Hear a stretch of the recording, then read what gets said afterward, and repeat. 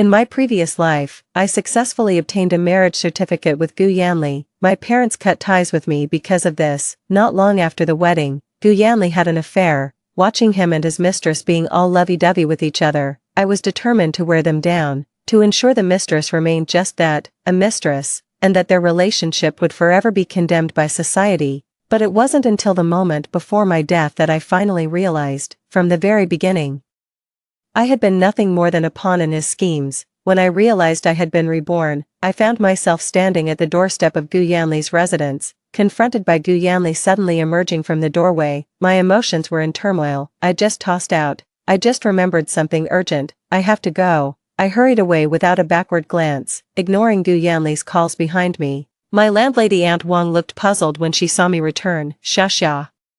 Didn't you go with Xiaogu to get your marriage certificate? Why are you back? It was then that I remembered, this very day in my previous life. 1. I had been so overjoyed about getting married to Gu Yanli that I had told Aunt Wang in advance. I parked my bicycle and turned to face Aunt Wang. Auntie, I've decided not to register the marriage with Gu Yanli. Aunt Wang immediately set down her water dipper and wiped her hands on her apron. Why? Did something happen? It's nothing. I just realized I don't have feelings for him anymore. Aunt Wang was so stunned she couldn't speak for a long while. Child, marriage is no trifling matter. True, marriage is no game, but getting a marriage certificate with Gu Yanli was the greatest folly of all. She recalled Gu Yanli, tall, handsome, the kind of man young wives would gush over. Everyone says I've struck gold, someone like me with no family background to speak of, no social status whatsoever. Just a low-level construction worker whose only redeeming quality is his looks. How could I ever be worthy of Gu Yanli, who's already been promoted to squad leader with such a promising future ahead of him? Auntie, this is the result of my careful consideration. Besides, my parents don't support our marriage. Aunt Wang fell silent, then finally let out a sigh and patted my hand. As long as you've thought it through, but marriage should have parents' approval, after all. Parents would never intentionally harm their own child. His words struck a painful chord in my heart. In my past life, I had cut ties with my loving parents for a man. I was utterly infatuated with Gu Yanli in my previous life. Despite my parents' objections, I stole our household register to marry Gu Yanli. After marriage, we shared a period of tender intimacy, but those blissful days were far too brief. When he learned I had cut ties with my family, I just smiled.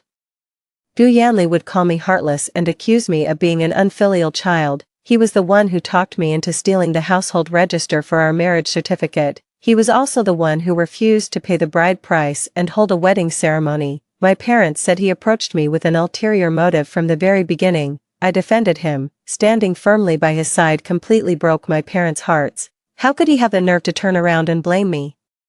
I never would have imagined Gu Yanli would cheat. At that time, I was 7 months pregnant. The villagers told me Gu Yanli and Jiang Shuer were seeing each other. But I didn't believe it, until I saw them sitting intimately together. Gu Yanli gently fed Jiang Shuer with his chopsticks, until I saw Gu Yanli walk Jiang Shuer home and pull her into an embrace. I went into shock, had a massive hemorrhage, and the baby was born prematurely, by my hospital bed.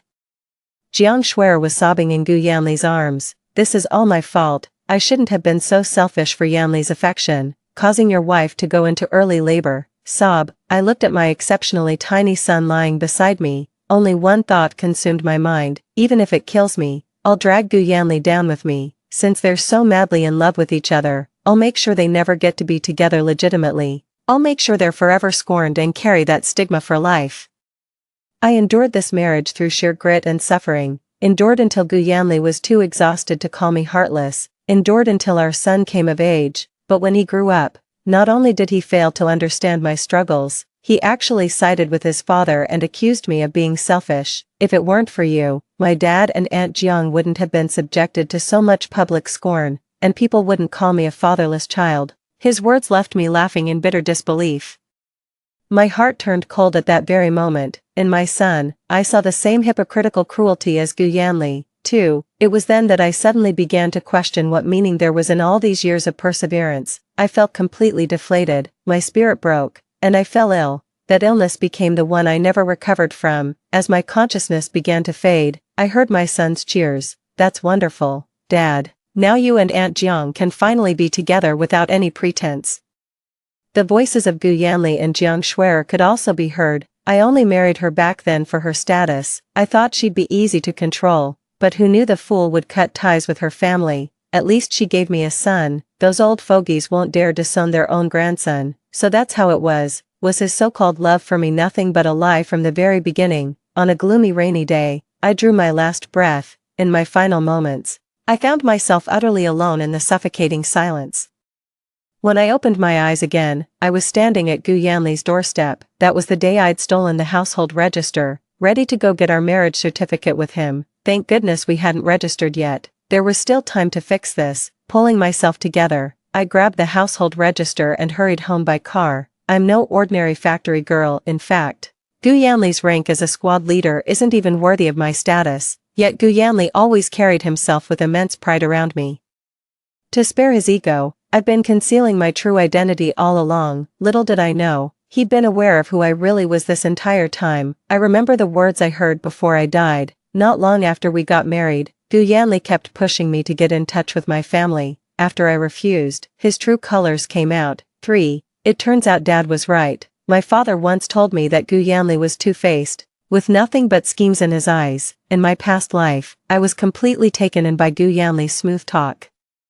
I simply refused to believe what my father said. Looking back now, I was hopelessly foolish. Seeing my parents again filled me with overwhelming guilt. In the name of love, I ended up hurting both my parents and myself. I can't imagine how heartbroken my parents must have been when I died in my previous life. My father sat authoritatively on the sofa, his face stern as he stared at the household register laid out before him. I knelt on the ground with my head bowed, not daring to speak. I thought he would scold me harshly. To my surprise, he only let out a sigh. Fine, since you're so set on marrying him. I quickly cut my father off. Dad, I won't marry him. I'd marry anyone in this world but him. Not long ago, I was crying and begging to marry Gu Yanli. Yet after just a few days apart, I'd suddenly changed my mind.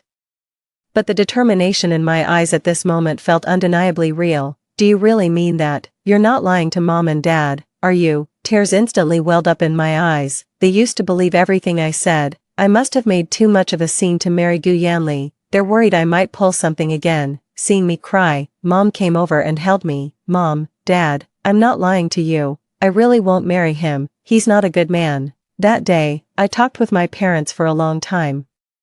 I recounted my past life as if it were a dream. Mom held me tight and wept uncontrollably. Dad kept sighing over and over. In that case, come back to your father. If you want to start from the bottom, start right here by my side. Alright, I'll do everything as you say, Dad. This time, I didn't hesitate at all. For, once again, I returned to the small rented courtyard. Gu Yanli was already waiting there. Seeing me return, he hurried over to greet me. Shashya, you're finally back.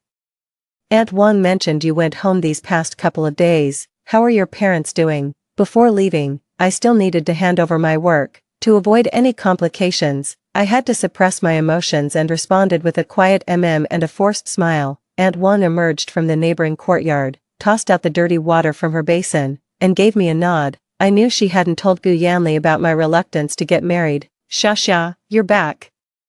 Young Gu has been coming by to wait for you whenever he has a spare moment these past couple of days. Thank you, Auntie. My parents asked me to send you their regards. I pressed a box of pastries into Aunt Wang's hands. No need for such formalities, dear, and do send my regards to your parents. She glanced at Gu Yanli before continuing to speak to me. I'm always home if you need anything. Just call and I'll come right over. I didn't miss the shadow that crossed Gu Yanli's eyes. I responded with a light laugh. Gu Yanli followed me through the door. Shashya, didn't you just go back? Why are you heading there again? I set down the things I'd been carrying and went to the kitchen to boil water. Yeah, heading back now. Still got things to take care of. Drew water, scrubbed the pot, then filled it. Gu Yanli stood by watching. He didn't sit beside me until I settled down to start the fire. Shashya, I feel like you've been acting strange since you came back from your trip.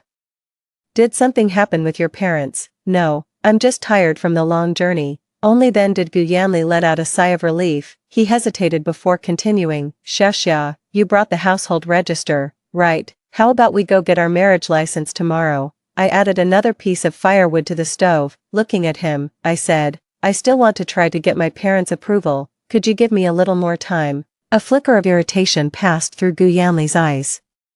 But it was quickly replaced by tenderness. Alright, though I'm already dying to marry you, but waiting a few more days is fine. Shush ya, just don't keep me waiting too long. Okay, you know you're all I think about, day and night. That's just how Gu Yanli is. Sweet talk rolls right off his tongue. But just now, when I was carrying all those things, he didn't even think to help me with them. I was working, and he just stood there watching, seeing through it all.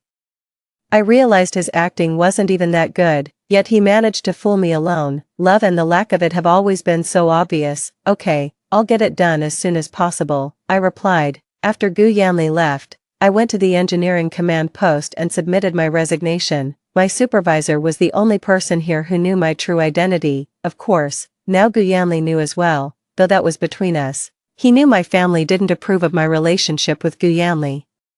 He knows all the foolish things I've done for Gu Yanli. He's worked with my father for many years, just like my father. He immediately saw through Gu Yanli's true nature, but as an outsider, it wasn't his place to interfere. When he heard I was resigning, he asked me curiously, if you leave, will Gu Yanli be leaving too? He doesn't know I'm leaving. Sharp as ever, he accepted my resignation letter with a smile. Your father knows best. When I returned, I saw Aunt Wang standing at the gate of the small courtyard, craning her neck to peer inside. 5. Spotting my return, Aunt Wang quickly pulled me over to her house. She lowered her voice and said, "There's a woman in your courtyard. Xiaogu brought her." She glanced toward the small courtyard, then looked back at me with an indignant expression. Who knows what her relationship with Xiaogu is? She kept calling him Brother Yanli, Brother Yanli. Oh, that voice of hers was so sickly sweet. And that Xiaogu, he was clearly enjoying it. One moment he was helping her with this, the next moment with that. The woman stood by his side, showering him with praise and occasionally wiping his sweat with her handkerchief. The more I look at it, the more something feels off. If you say they're relatives, it doesn't seem right. More like a seductive vixen, Aunt Wang said with certainty. I thought of Jiang Shuer. Auntie, I'll go check it out. Entering the courtyard, I saw a woman standing at the door of the adjacent room. She wore her hair in 2 braids. She was dressed in a fashionable yellow dress. On her feet were a pair of leather shoes. She giggled behind her hand at something Gu Yanli said from inside the room. Hearing the door open, she turned her head, spotting me. She froze for a second before quickly putting on a smile. Brother Yanli, we have a visitor. Seeing that face I knew like the back of my hand, my heart was in turmoil. Who else could this woman be but Jiang Shuer? I had originally thought Gu Yanli started his affair with Jiang Shuer after I got pregnant, but now it seems they've known each other all along. They might have already gotten together by then. Hearing me return, Gu Yanli hurried out from the room. He had a smile on his face. Xia, you're back. Come here, let me introduce you. This is my fiancée Lin Xia, and this is my cousin Jiang Shuer. Cousin, 4, the kind of cousin you take to bed. Watching Gu Yanli lie through his teeth without batting an eye, I cursed myself again for being so blind. Overhearing Gu Yanli's introduction, Jiang Shuer subtly curled her lips in disdain. So it's Sister Xia. Please just call me Shuer, Sister Xia. Faced with her cloyingly sweet smile, I took a deep breath and responded with a smile of my own. Hello, Lin Xia, you can just call me by my name. Jiang Shuer gave an awkward smile. Alright, I'll do as Sister Xia says. Oh, I mean, Lin Xia. I glanced toward the next room. Gu Yanli quickly explained. Xia, I'm worried about your safety living here alone. It just so happens my cousin came to visit, and since you have an empty room, I let her move in. She's used to farm work and is great at household chores. From now on, she'll handle all the housework and take care of you on my behalf. I glanced at Jiang Shuer's alabaster skin and delicate hands. She clearly had never done a day of farm work in her life. I wondered what schemes Gu Yanli and Jiang Shuer were plotting, so I agreed to let her stay. Gu Yanli continued helping Jiang Shuer pack her luggage. I went into the kitchen to start preparing the meal. Jiang Shuer stood at the kitchen doorway, offering to help, but her feet seemed rooted to the spot. Not moving an inch. Sister Lin Xia, how long have you known Brother Yanli? Do you really understand him? I looked at Jiang Shuer with confusion. Gu Yanli was eager to marry me. Inviting Jiang Shuer here was definitely not meant to sabotage my own efforts. Now, seeing the unfriendly look in Jiang Shuer's eyes as she stared at me, it's almost as if they're here to compete with me for Gu Yanli's attention. Either way, I just need to wait for their next move. I only cooked enough for myself, though before leaving, I'd rather not stir up any trouble. But I refused to play housemaid for that wretched couple who made my past life miserable. Gu Yanli sat at the table, staring at the empty space before him. Meanwhile, I kept eating from my own bowl without even asking if he wanted any. Then I glanced at Jiang Shuer standing by the door, fuming with her eyes rolled back. He let out an exaggerated sigh. He waved Jiang Shuer away with a dismissive hand gesture. Then he tilted his head and looked at me. Xia. Are you upset that I brought Shuer to stay here without asking you first? I kept eating without saying a word. Gu Yanli slapped himself across the face. He thought I'd be concerned, but I just kept focusing on my meal. The light in Gu Yanli's eyes dimmed. Xia, I shouldn't have made arrangements without discussing it with you first. I just thought she could take good care of you on my behalf. Sigh. I guess I was mistaken. The thought of you living here alone, without your parents around and no one to look after you, makes me terribly anxious. If we were married, I could properly take care of you. I remained silent and continued eating at my own pace. Since my rebirth, I've seen this man for exactly who he is. His promises to take care of me are just empty words, yet in reality, they've never done a thing for me. If anything, they're always showing up at my place, sitting around waiting to be fed like today. After finishing the meal on the table, I set down my chopsticks and wiped my mouth with a handkerchief. Don't worry about me. All these years with my parents gone, haven't I managed just fine on my own? I gathered the dishes and was about to wash them in the courtyard. Gu Yanli followed behind me. Is there any comparison between being cared for and being left to fend for yourself? Alright then, I'll give you a chance to look after me. You can do the dishes. I set the bowl down in front of him. Gu Yanli glanced at the dishes in front of him, then looked at me. Though he wore a smile, I could still sense the reluctance in his heart. Even during the happiest period of our marriage in my previous life, he had never voluntarily done housework. 6. Alright, I'll take care of this. You go sit down and rest. I obediently did as I was told, carrying a stool. I sat by the doorway and contentedly fanned myself with a palm leaf fan.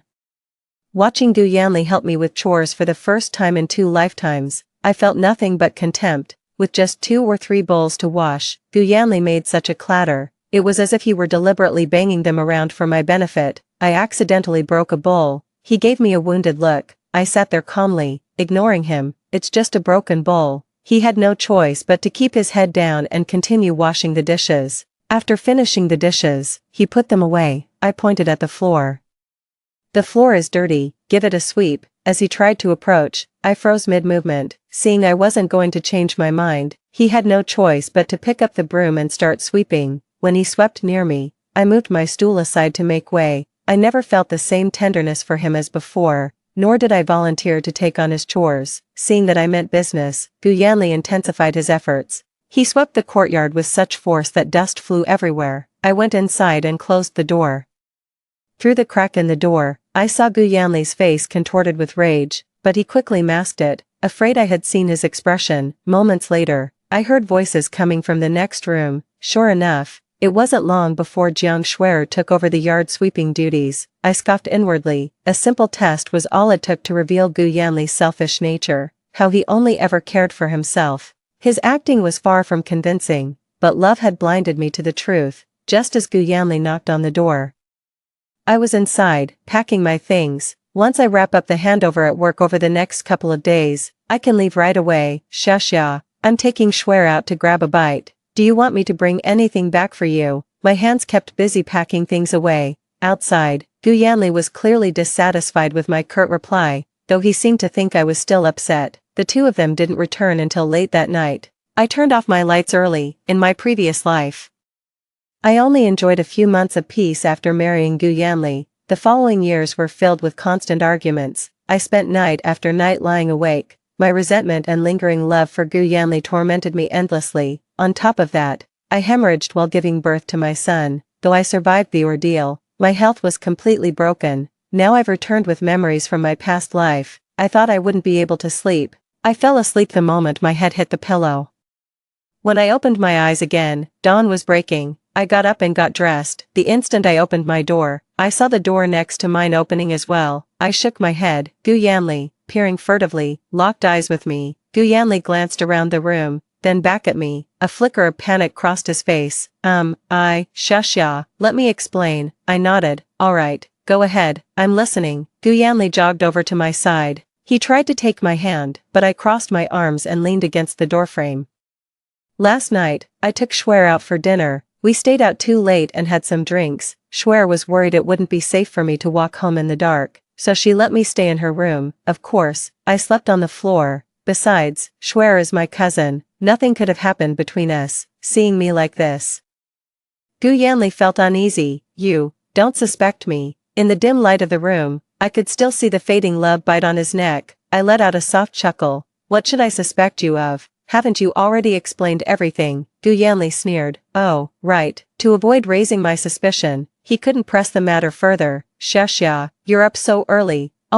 Actually, the cafeteria's open now. I'll grab some food, wait for me. With that, he hurried out the door. Soon after, the door next to mine opened again. Jiang Schwer emerged in her pajamas. She didn't seem the least bit surprised to see me. She must have overheard Gu Yanli's conversation with me. She watched with keen interest as I calmly went about my morning routine, washing up, lighting the stove, and preparing breakfast. Seeing that I showed no intention of acknowledging her presence, she tugged at the collar of her nightgown, pulling it downward, revealing the swell of her breasts. Dawn was breaking. Even without the lights, the dense constellation of love bites covering her skin was clearly visible. The jealous rage I had anticipated never surfaced. She found the whole situation utterly tedious. Lin Xia, I refuse to believe you don't know what happened between Yanli and me last night. 7. I deliberately played dumb. Oh, what did you do? Aren't you his cousin? Don't tell me you violated national laws by engaging in incestuous acts. You, Jiang Schwer flushed crimson with rage. She took a deep breath and brushed the stray hairs from her forehead. She let out a derisive snort. Cousin, you actually believe that? Let me be clear, Yanli is mine. We've been together for a long time. I suggest you back off while you still can. I couldn't help but find it amusing. If Gu Yanli knew Jiang Schwer said these things behind his back, I wonder if he'd be furious enough to drop dead. I kept busy with my work, not even glancing at Jiang Schwer. Great. May you two live happily together for 100 years. Hope you're stuck with each other forever. She's the only one who treats Gu Yanli like some priceless treasure. In this lifetime, I'm bowing out early. Let the scumbag mess with her first. When Gu Yanli returned with breakfast, I'd already started eating. He had no choice but to bring the breakfast to Jiang Schwer's room. Then he wanted to sit down and eat with me. I quickly shoveled all the food into my mouth. I stood up and started clearing the dishes. Caught red-handed so early in the morning, he looked a bit guilty, probably still trying to figure me out. Little did he expect I'd call him out without hesitation. I shook my head. His eyes darkened as he stared at my retreating figure. After clearing the dishes, I stood by the door, lock in hand. He looked at Gu Yanli sitting inside the room, having his meal. He signaled that he was going to lock the door. After a brief moment of disbelief from Gu Yanli, he still came out carrying his lunchbox. I locked the door and immediately started pushing my bike away. 8. Gu Yanli hurriedly called out, Shashya, wait for me, let's go together. I ignored him and just kept cycling on my own. Halfway down the road, Gu Yanli caught up with us, bringing Jiang Schwer on his motorcycle. With her arms wrapped around Gu Yanli's waist, Jiang Schwer shot me a triumphant look. In my past life, the mere sight of Jiang Schwer would send me into hysterics. I despised Gu Yanli for betraying our marriage vows. I can't understand why he would cheat when I loved him so deeply. Having faced death once now, I've come to realize Gu Yanli's love was never genuine. My feelings for him have completely vanished. When I no longer loved him, I stopped caring who he flirted with. So when I saw the triumphant look Jiang Schwer gave me, I found it utterly ridiculous. Jiang Schwer's presence kept Gu Yanli from exchanging more than a few words with me during the entire journey. The handover of work was completed swiftly. Wrapping up by mid-afternoon, I made another call home. Dad decided to come pick me up personally tomorrow. I'm going back to tell Aunt Wan that I'm moving out. I had just stepped out of the command center. I ran into Gu Yanli head-on, seeing me come out. He walked up to meet me. Shashya, look what I got for you. It's the peach blossom pastry from Lee's shop, my all-time favorite. They're quite hard to come by since they make so few. I suppose I haven't been treating Gu Yanli the same way these past couple of days. He's been putting off the marriage talk, and now he's getting anxious. Honestly, I'm not that fond of this thing. It's just because he likes it. I naturally gravitate toward everything he enjoys. Even so, I took it from him, and that peach blossom pastry was the least of what he owed me. I could tell he had something to say, so I waited for him to speak. He glanced at his watch, then at the sky. Shashya, It's still early, why don't we go get our marriage license today? As for your parents, I'll personally apologize to them after we're officially married. His eyes were filled with anticipation as he looked at me. I let out a bitter laugh, utterly appalled by his audacity. He had just crawled out of his cousin's bed this morning. You're already trying to get into my bed tonight. What's the rush? My dad is coming tomorrow. We'll talk after he gets here. But, what if your dad doesn't agree? Don't worry, my dad will be fine with it. My affirmative answer brought a sense of calm to Gu Yanli's anxious heart. On our way back, he kept making small talk with me about this and that. It felt like old times again as I chatted with him happily. We returned to the courtyard laughing and chatting all the way. Jiang Shuer witnessed the whole scene. Her eyes burned into me with bitter resentment. I could feel her stare drilling holes through me. I responded with a sweet, innocent smile. It's the last day, and I can't be bothered to cook. Gu Yanli brought dinner from the cafeteria. Jiang Shuer was invited by Gu Yanli to join them for the meal, all to maintain his good image. Gu Yanli kept bragging about his past heroic exploits. Every now and then, he'd give Jiang Shuer a few kicks under the table, though reluctant. Jiang Shuer had no choice but to play along. By the end of the meal, Gu Yanli was feeling pretty pleased with himself again. He pointed at the dishes on the table and commanded Jiang Shuer, "Shuer, the only reason I let you move in was to take care of your future sister-in-law. You can do the dishes tonight." Jiang Shuer shot me a resentful glare before sullenly gathering the dishes. I went to Aunt Wang's place and told her I'd be leaving. We agreed that I'd leave behind whatever I couldn't take with me, though reluctant to see me go. Aunt Wang didn't say much. I just never thought I'd be leaving so soon. By the time I returned to the courtyard, Gu Yanli had already left. Jiang Shuer was waiting for me in the courtyard. She saw me come in. She glared at me with resentment. "Lin Xia, I'm warning you to stay away from Yanli. He's already slept with me. Are you really trying to steal my man?" In my past life, I must have been brainless, I suppose, but I have no such plans in this lifetime, though I won't make things easy for her either. So what if I steal him from you? You saw it yourself. Yanli cares about me. To cheer me up, he made a special trip to town today just to buy my favorite peach blossom pastries from Li's bakery. Oh, that reminds me, Jiang Shuer was about to lose her temper when I cut her off. Tomorrow morning around 8. My father will personally come to evaluate Yanli. Barring any surprises, he'll give his blessing to our marriage. Sigh, Yanli is just so desperate to marry me. This afternoon he came over to discuss getting our marriage certificate. I've decided we'll go get it done tomorrow afternoon. What can I say when he loves me this much? My sweetly poisonous words drained all color from Jiang Shuer's face. I left her standing there without another glance. I went inside, closed the door, and continued packing my things. After packing the luggage I'm taking with me, everything left behind has to stay. Auntie Wang will come by to clear out the rest tomorrow after I'm gone. In the middle of the night, I heard the neighbor's door open. 9. I listened carefully and realized Jiang Shuer had gone out. I slept soundly again until morning. I glanced into Jiang Shuer's room. She wasn't in her room, so she probably didn't come back last night. After breakfast, I gradually moved my belongings to Aunt Wang's house. Then I sat in the yard waiting for my father to pick me up. Just after 8 o'clock, the village suddenly came alive with activity. I followed the bustling crowd. A crowd of villagers had gathered outside Gu Yanli's house, buzzing with heated discussion. Aunt Wang noticed my arrival and hurried over to my side. "Oh Lin Xia, thank heavens you didn't marry that young Gu. That boy is downright despicable." Others nearby saw me approaching and closed in around us. Most folks in the village knew that Gu Yanli and I were dating. On top of that, Gu Yanli kept hinting to people that we were about to get married. The whole village was waiting for our wedding candies. I'd assumed the woman in the house was me. I was just thinking how careless Gu Yanli and I had been to make such a scene. Now when people see me, all they see is a walking symbol of betrayal. They can't help but feel sorry for me.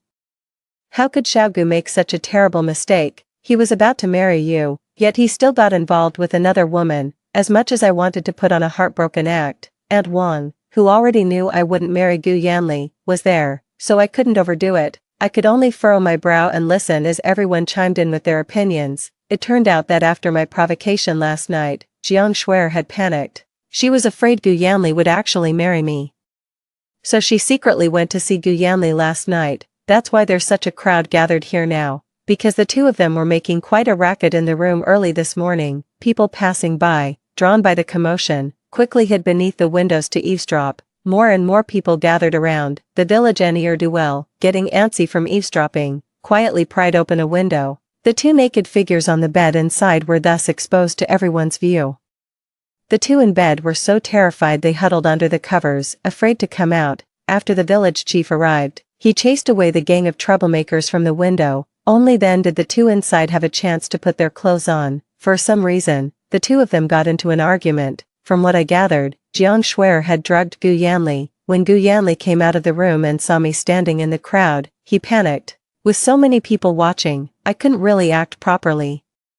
So I just turned and walked away. Gu Yanli hurriedly chased after me. Xia, let me explain, it's not what you think. I completely ignored him and ran forward because I saw my dad coming to pick me up. Xia, please, just hear me out. Annoyed, I stopped in my tracks. I turned to him with an icy stare. Explain what? Are you saying all those witnesses were hallucinating, or that you didn't sleep with Jiang Shuer? My words only made Gu Yanli more frantic. No, let me explain. It was Jiang Shuer, she drugged me, yes, she slipped me something, otherwise I would never have made such a scene with her in broad daylight. Xia, you have to believe me, I love you, you know my greatest wish has always been to marry you, please believe me. I lowered my head and let out a scornful laugh. When I looked up again, my eyes were icy cold. Gu Yanli, do you really think I'm that gullible? Your cousin? Is Jiang Shuer truly your cousin? Are you marrying me because you love me? Or just to get your hands on my family's fortune? Gu Yanli froze at these words. He stared at me in disbelief, but then again, he was a scumbag who'd been manipulating people for years. He quickly composed himself. He'd always believed that as long as he refused to admit anything, no one could touch him. No, Xia, listen to me. Shuer is my cousin, a distant cousin. She knows my mom, she knows my dad. She even knows all these stories from my childhood. How could she not be my cousin? Xia.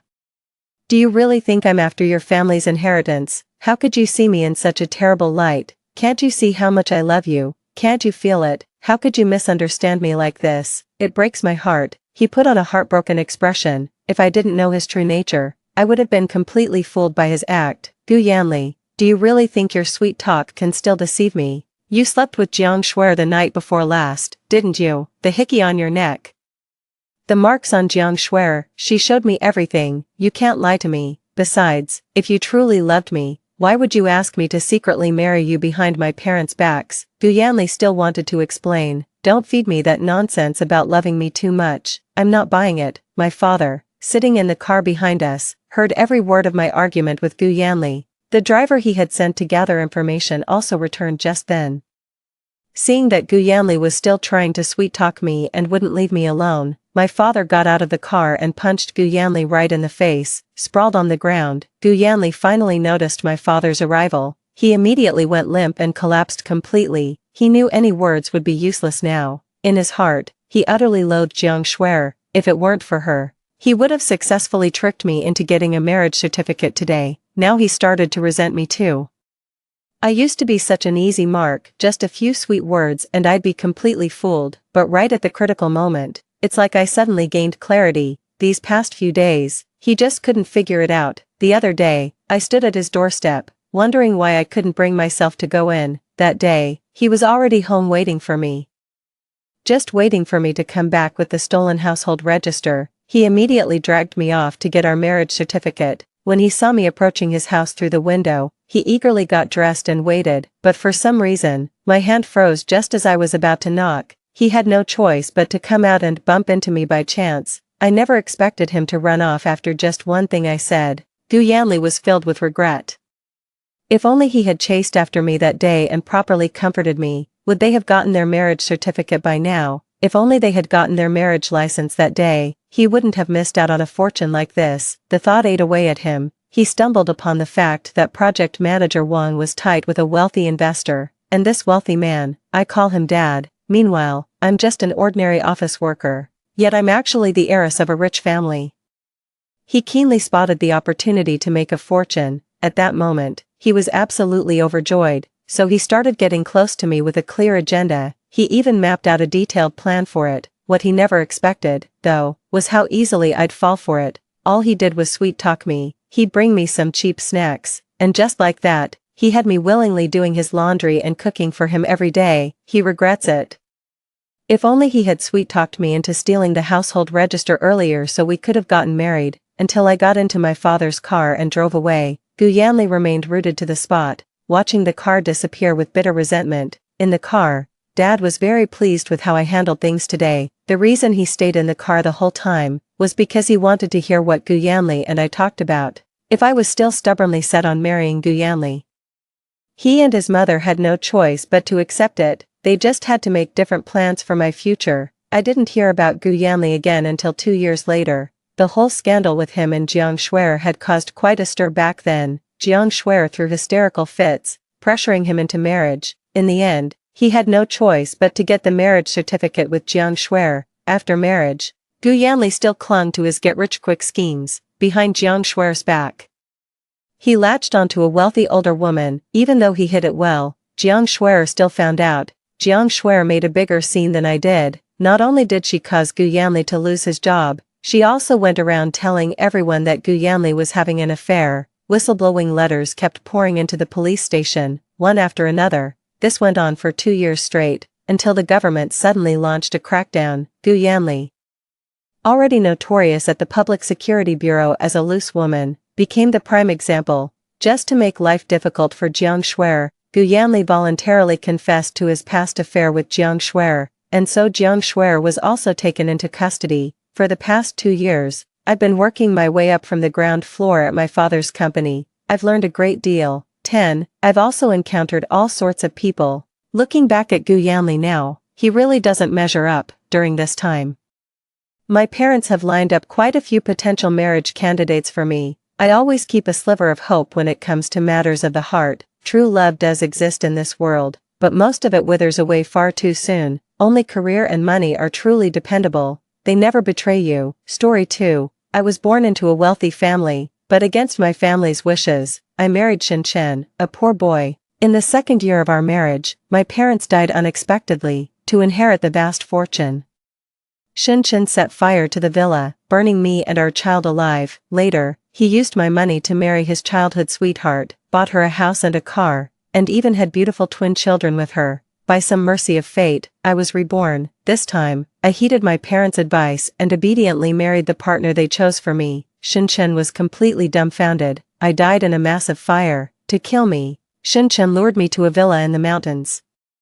He kicked me in the stomach when I was 4 months pregnant. The pain was as sharp as ice-cold needles piercing through me. Clutching my belly, I slowly knelt down, watching as Shen Chen used a lighter to ignite the curtains. The fire quickly became uncontrollable, engulfing the curtains and bookshelves, and thick smoke filled the air. Just then, he confessed to me, he had tampered with my parents' car, causing the brakes to fail and sending them rolling down a hillside. Curled up on the ground, my heart ached with anger. I asked him, why, Shen Chen, my parents treated you like their own son, why would you harm them? In a burst of rage, Shen Chen yelled back, if they truly treated me like a son, would they secretly make a will with a lawyer, leaving all their property only to you? They were guarding against me, right? Well then, I might as well kill you all and take the money for myself. As the fire grew, I started coughing from the smoke, and blood seeped onto my white dress from between my legs. Shen Chen, even a beast wouldn't harm its own child. Your heart is so cruel. Shen Chen laughed maniacally. As for the child, once I inherit the fortune, there will be plenty of women to bear my children. I don't need the one in your belly. Oh, and by the way, I forgot to tell you,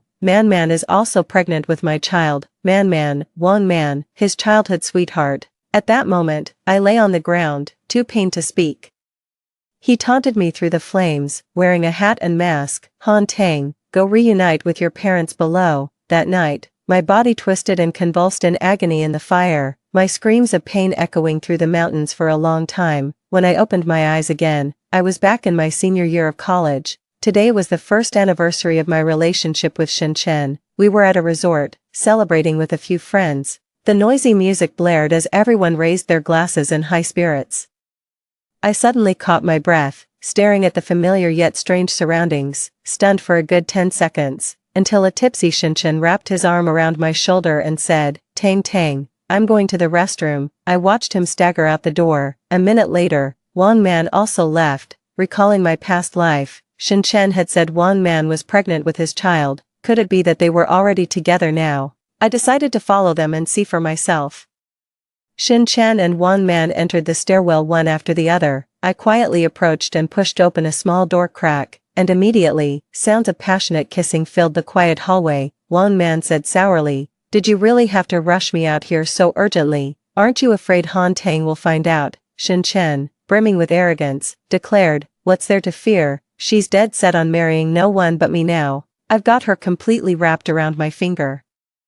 Suppressing my disgust, I turned on my phone's camera. I crouched down, my hand close to the floor, and slowly slid the phone under the door to record their intense kissing. Afterwards, I gently closed the door and turned to leave. I ran to the bathroom, where I vomited several times, nearly bringing up bile. I washed my face with cold water to calm myself down. Looking at myself in the mirror, my skin was unscathed, showing no signs of burns, which stirred some excitement in me.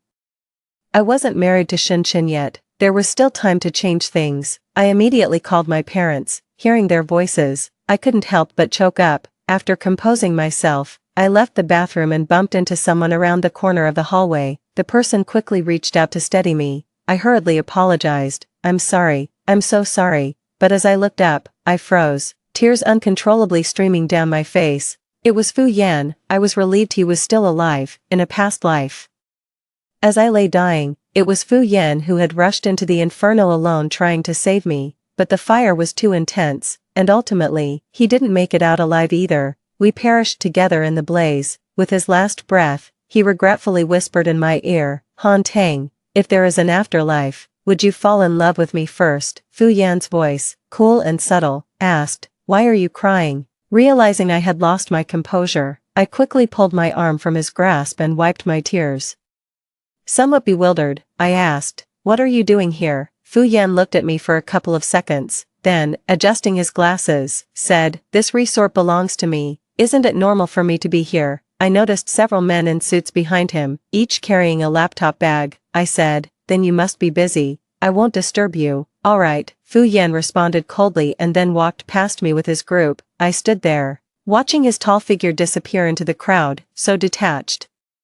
Why was he so different from the person I knew in my past life? When I returned to the private room, everyone was playing Truth or Dare. Shin Chen and Wang Man had also returned. Wang Man casually came over and pulled me. "Come on, Tang Tang, join us." I looked at her lips, swollen from being kissed, clenched my teeth to suppress the urge to slap her. Shin Chen pulled me down next to him, his eyes full of concern. "Where did you go? Why did it take you so long to come back? I was so worried."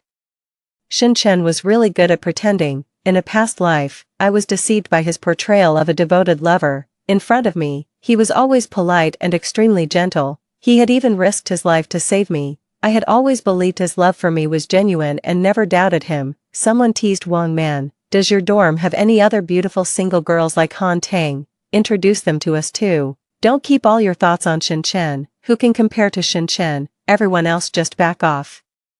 "Wow, childhood friends really are different, huh? You're already taking his side." Wang Man was causing a scene, while Shin Chen just laughed. They seemed to enjoy this thrilling feeling of flirting right in front of me. During the game, when the bottle pointed at Wang Man, I asked with a smile, Man, when was your last kiss?" Wang Man's face immediately turned red. With an affected tone, she said, "Ah, Tang Tang, what are you talking about? I haven't even dated anyone yet. I still have my first kiss." She glanced at Shin Chen. "Besides, I'm not as lucky as you to have such an outstanding boyfriend like Shin Chen." Everyone around exclaimed with a wow. It turns out everyone noticed Wang Man's feelings for Shin Chen. I held Wang Man's hand seriously and said, "How about I let you have Shin Chen?" The smile on Wang Man's face froze, and she looked at me in astonishment. The bystanders were equally shocked, but the most flustered was Shin Chen.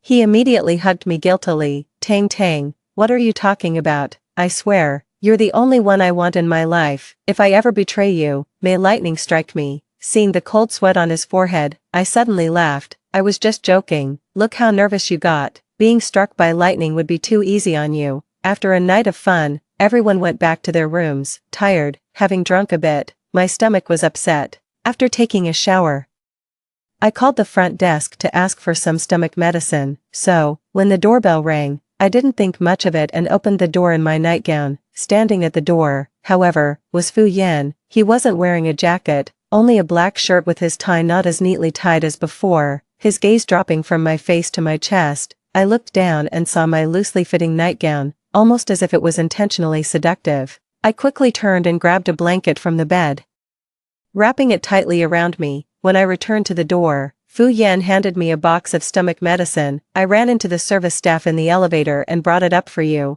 I held the medicine in my hand. Thank you. He didn't plan to stay, bidding me good night. As he was leaving, I couldn't help but call his name, Fu Yan. Actually, I was supposed to marry Fu Yan, but back then I was too rebellious, hating the restrictions set by my family and the arranged marriage they pushed on me.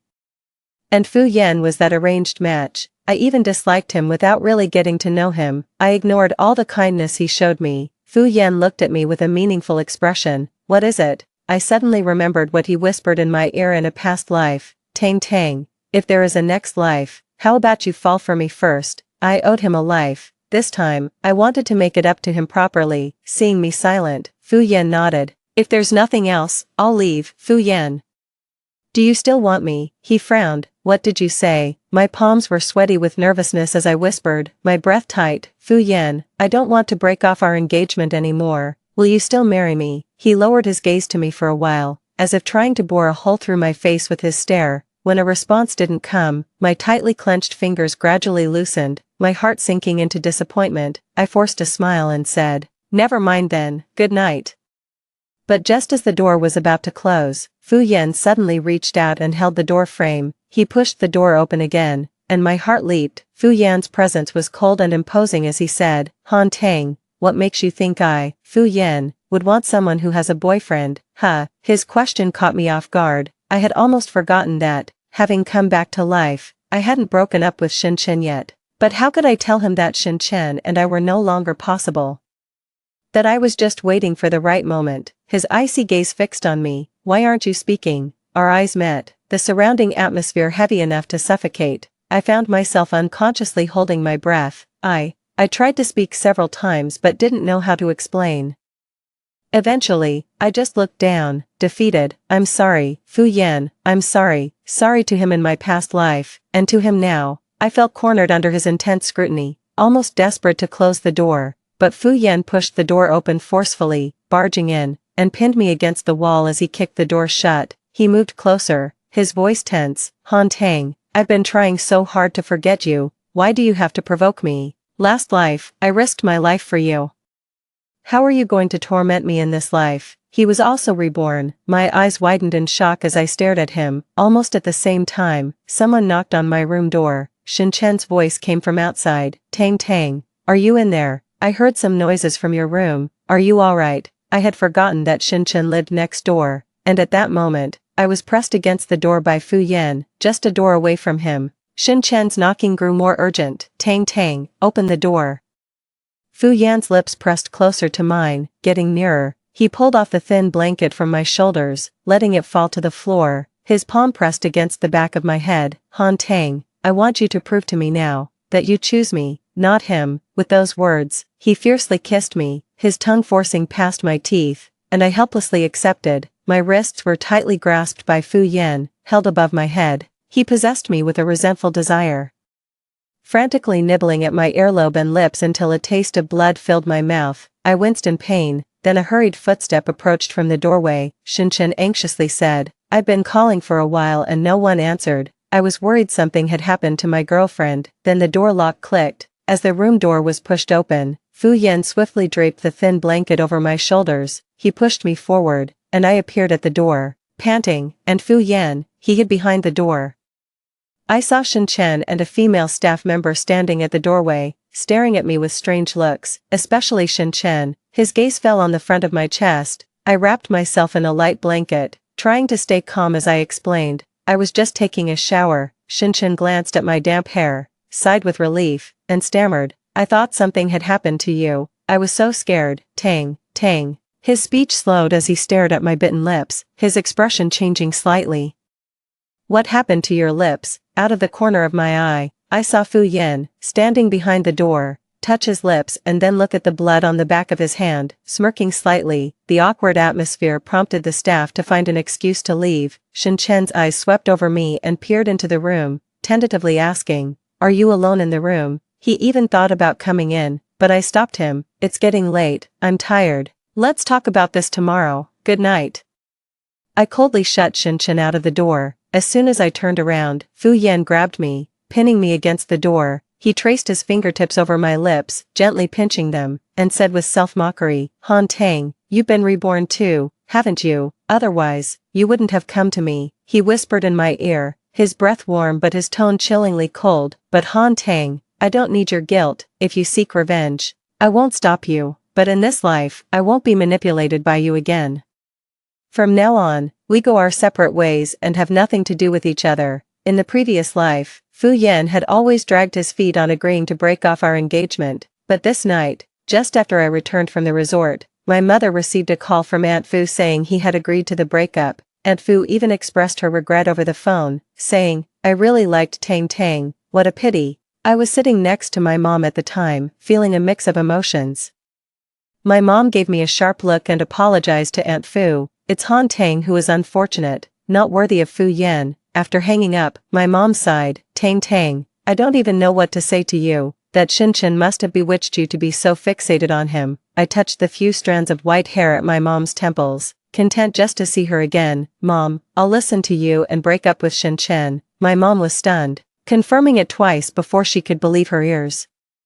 She happily held my hand, saying, you have to trust your mom's judgment. Shin is not the right one for you. I smiled bitterly. If only I had listened before, I wouldn't have ended up in such a state. But, is this really the end for me and Fu Yan? After the weekend, I returned to school. Shin was waiting early at the entrance of the teaching building, waiting for me to finish class. Seeing me come out, he walked over and took my bag. Tang Tang, I sent you many messages last night. Why didn't you reply? Pretending not to know, I replied, I went to sleep early, my phone was on silent. Shin walked with me, trying a few times to hold my hand, but I avoided it each time. Finally unable to hold back, he pulled me aside and asked, Tang Tang, did I do something wrong? Did I make you angry? You've been so cold to me lately, almost like a different person. I looked at Shin face, full of grievance, as if he was truly devastated by his love for me. His expression reminded me of our past life when, after losing money in the stock market, he would come to me looking pitiful, seeking a bailout. A sudden thought crossed my mind, he loves money, doesn't he? This time, I'll let his greed be his downfall. Shin, my parents don't approve of us being together, I said with a look of dejection. I've been really troubled about this lately. Shin immediately tensed up. What should we do? Tang Tang, I love you so much, if I can't marry you, what's the point of living? He played the victim, saying, I know I come from a small town, and your uncle and aunt think I'm not worthy of you, so, Shin, you just need to show them that you can make money. I egged him on, you've been working and saving diligently these past few years and have saved up 30,000 yuan, right? I heard from a friend of my mom that there's a stock that's been doing really well recently, tripling in value in just a month. You could use that 30,000 yuan to invest in stocks and make a lot of money. Stock trading, Shin hesitated, but I don't know how. What if I lose all that 30,000 yuan? I encouraged him, I'm here, aren't I? What are you worried about? I'll help you get the inside scoop. My parents said if you can afford a house, they'll agree to our marriage after graduation. Shin, don't you want to marry me? I do, he said, more cunning than a monkey, agreeing eagerly. He'd rather risk losing the 30,000 yuan than lose me, his cash cow. Within just a few days, that 30,000 yuan tripled. Shin came to my dorm excitedly and hugged me. Tang, you really are my lucky star. You know, I now have 90,000 yuan in my account.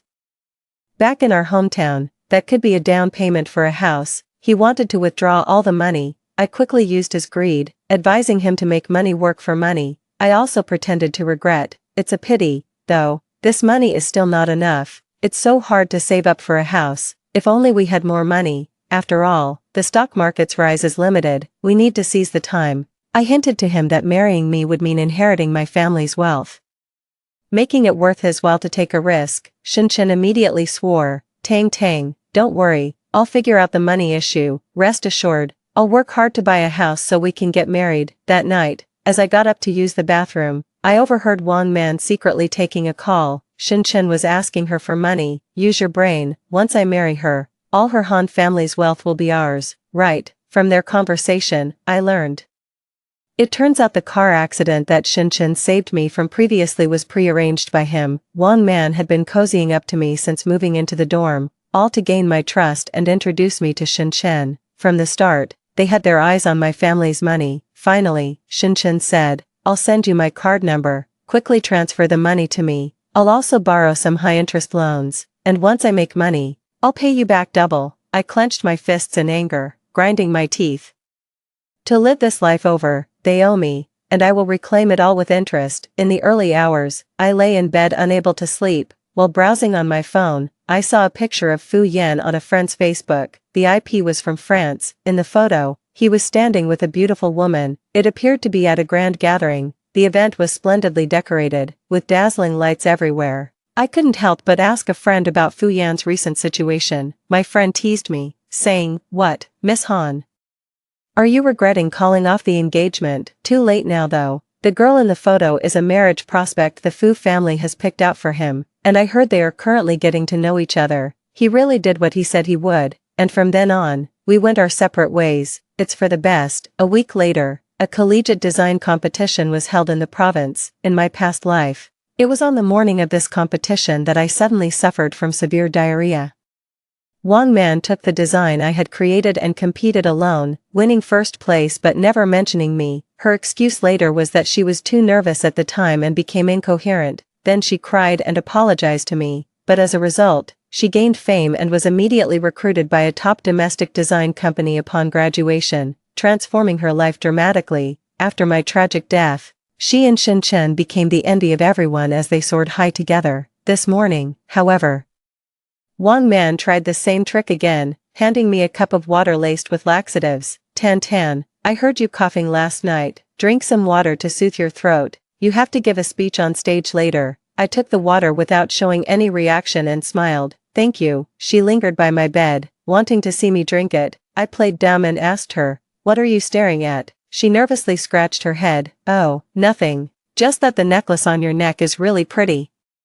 I touched my necklace. Shin gave it to me. One man's smile became unnatural for a few seconds. "I'm going to wash up." While no one was looking, I poured the water she gave me into a flower pot and deliberately placed the empty cup on the table. When she came back from washing up and saw the empty cup, she was indeed pleased. Before leaving, I pretended to have a stomach ache and let one man go ahead. One man feigned concern for a few moments, then hurried off as if she couldn't wait to get away, fearing I might catch up. Little did she know that on this day, which she thought marked the beginning of her glory, it would actually be the start of her and Shin descent into hell. I specifically arrived 2 minutes before I was due on stage for my speech. One man, seeing me, jumped as if she had seen a ghost, her eyes instinctively dropping to my stomach. Tan, you. I calmly smiled. My stomach is fine, it's almost our turn. Right, she nodded dumbly. When I took the speech manuscript from her hands, she was reluctant to let go but forced a strained smile, making it quite comical. As the host called my name, one man still held out hope and asked me, Tan, are you really okay? It would be terrible if your stomach acted up on stage. Maybe I should. I cut her off. I'm fine. Under her reluctant gaze, I slowly walked onto the stage, capturing the attention of the entire audience. The design was something I had put a lot of thought into. One man was merely an assistant. Had it not been for her family's poor circumstances and her sick father, I wouldn't have kindly included her in the credits, giving her an opportunity to shine. I had memorized the speech so well that I was the only contestant who spoke without a script. After the presentation, the audience applauded for me. One of the senior judges, Joan, a well-known designer in the industry and the same person who offered one man an opportunity in my previous life, actively asked me, Han Tang, I really like your design. You are very talented. Would you be interested in working at my company after graduation? I smiled gracefully. I would love to. I will reclaim the spotlight that one man took from me. Everything was taken back. That evening, Shin invited many friends and specifically booked a very expensive local restaurant to celebrate my championship victory. Ever since he started making money, he has been spending more lavishly, filling his wardrobe with brand-name clothes. Watching him give a toast at the dinner table, with his pretentious demeanor, I couldn't help but want to laugh. In his past life, he always pretended to be a frail scholar, eliciting sympathy from others. Now, he seemed like a nouveau riche, eager for the whole world to know that he was no longer poor, proudly raising his head high. This was good. The higher he climbed, the harder he would fall. Within my mind, I calculated that in less than a month, the stock he invested in would hit continuous limit downs. By then, all his money would be trapped. Not only would he and Wang Man be left with nothing, but the high-interest loans alone would be enough to ruin him. Wang Man sat next to me, barely speaking throughout the evening. I asked her, Man, what's wrong? She hesitated and then said, Tang, when you were giving your award acceptance speech today, why didn't you mention me at all? Even though I drew the design drafts, I also contributed. Didn't you say you would credit me? I took a sip of orange juice, mimicking her demeanor from her past life, and feigned realization. Oh, Man, it's all my fault. I was too excited when I received the award.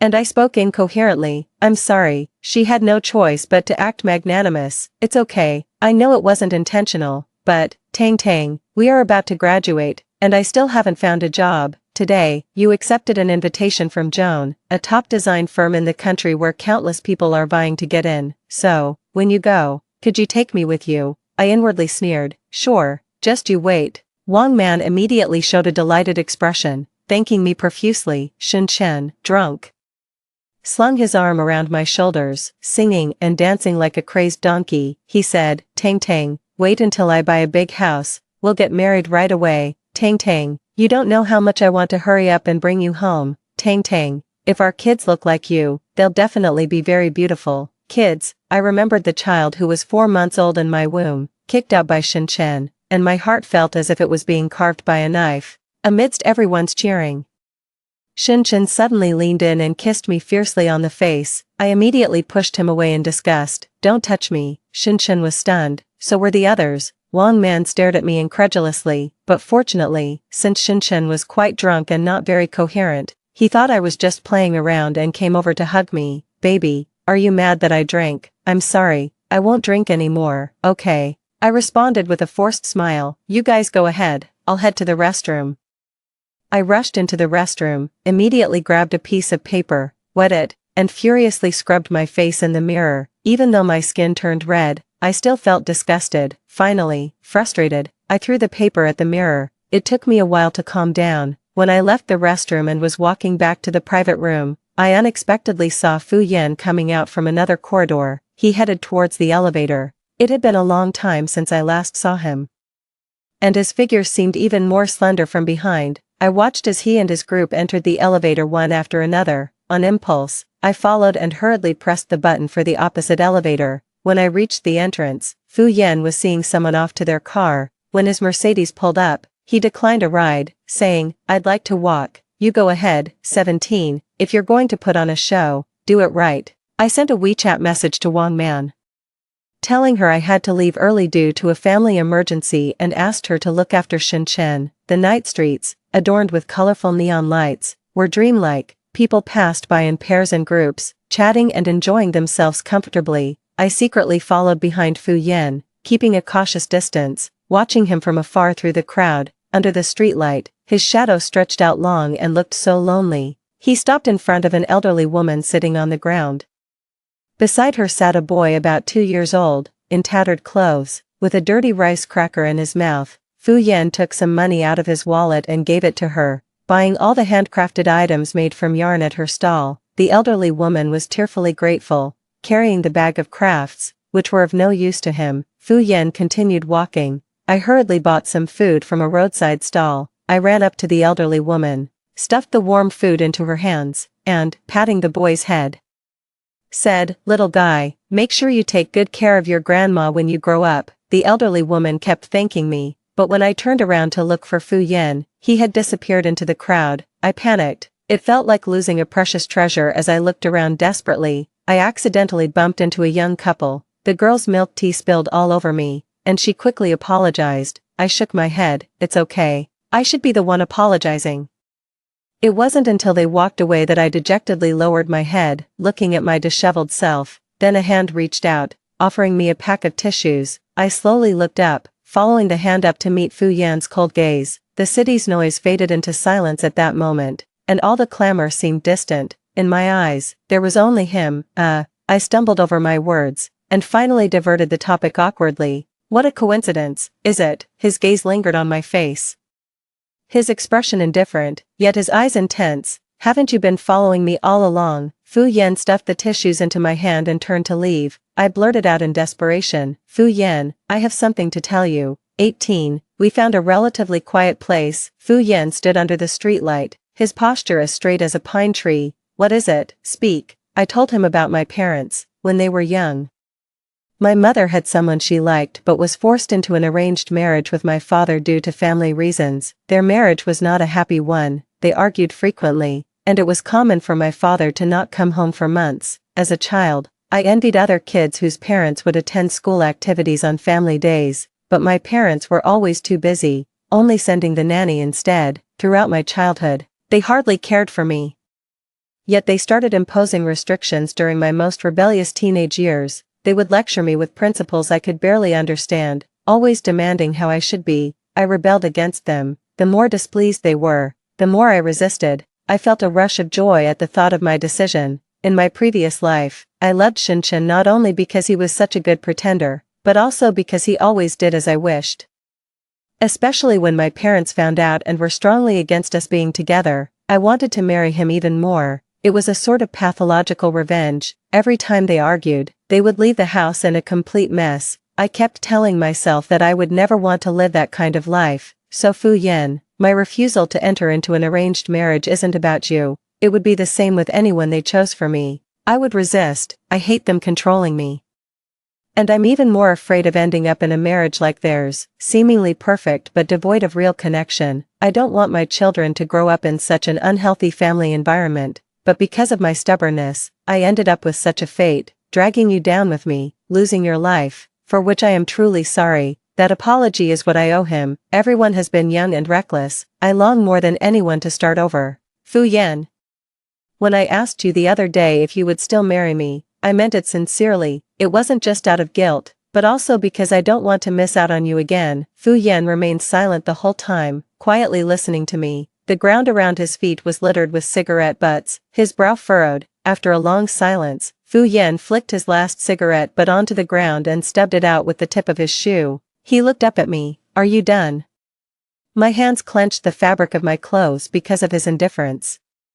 His gaze was calm and undisturbed. Han Tang, I accept your apology, but that's all. I have things to do. I must go now. Goodbye. I watched his receding figure, tears sliding down unexpectedly. But now is not the time to be sad. The time left for me is running out. I need to quickly implement my plan. On the night of Shinchen's 23rd birthday, he had booked a hotel suite and planned to propose to me. It was Wang Man who took me there. The room was romantically and warmly decorated with pink balloons and petals scattered around, creating a sweet atmosphere. In the center, there was a bouquet of carefully selected roses, their petals glittering softly under the light. Shinchen, dressed in a suit looking proper and fitting, stood in front of the roses, holding a diamond ring, and knelt on one knee. Tang Tang, will you marry me? Facing his expectant eyes, I slowly walked over, amidst everyone's blessings.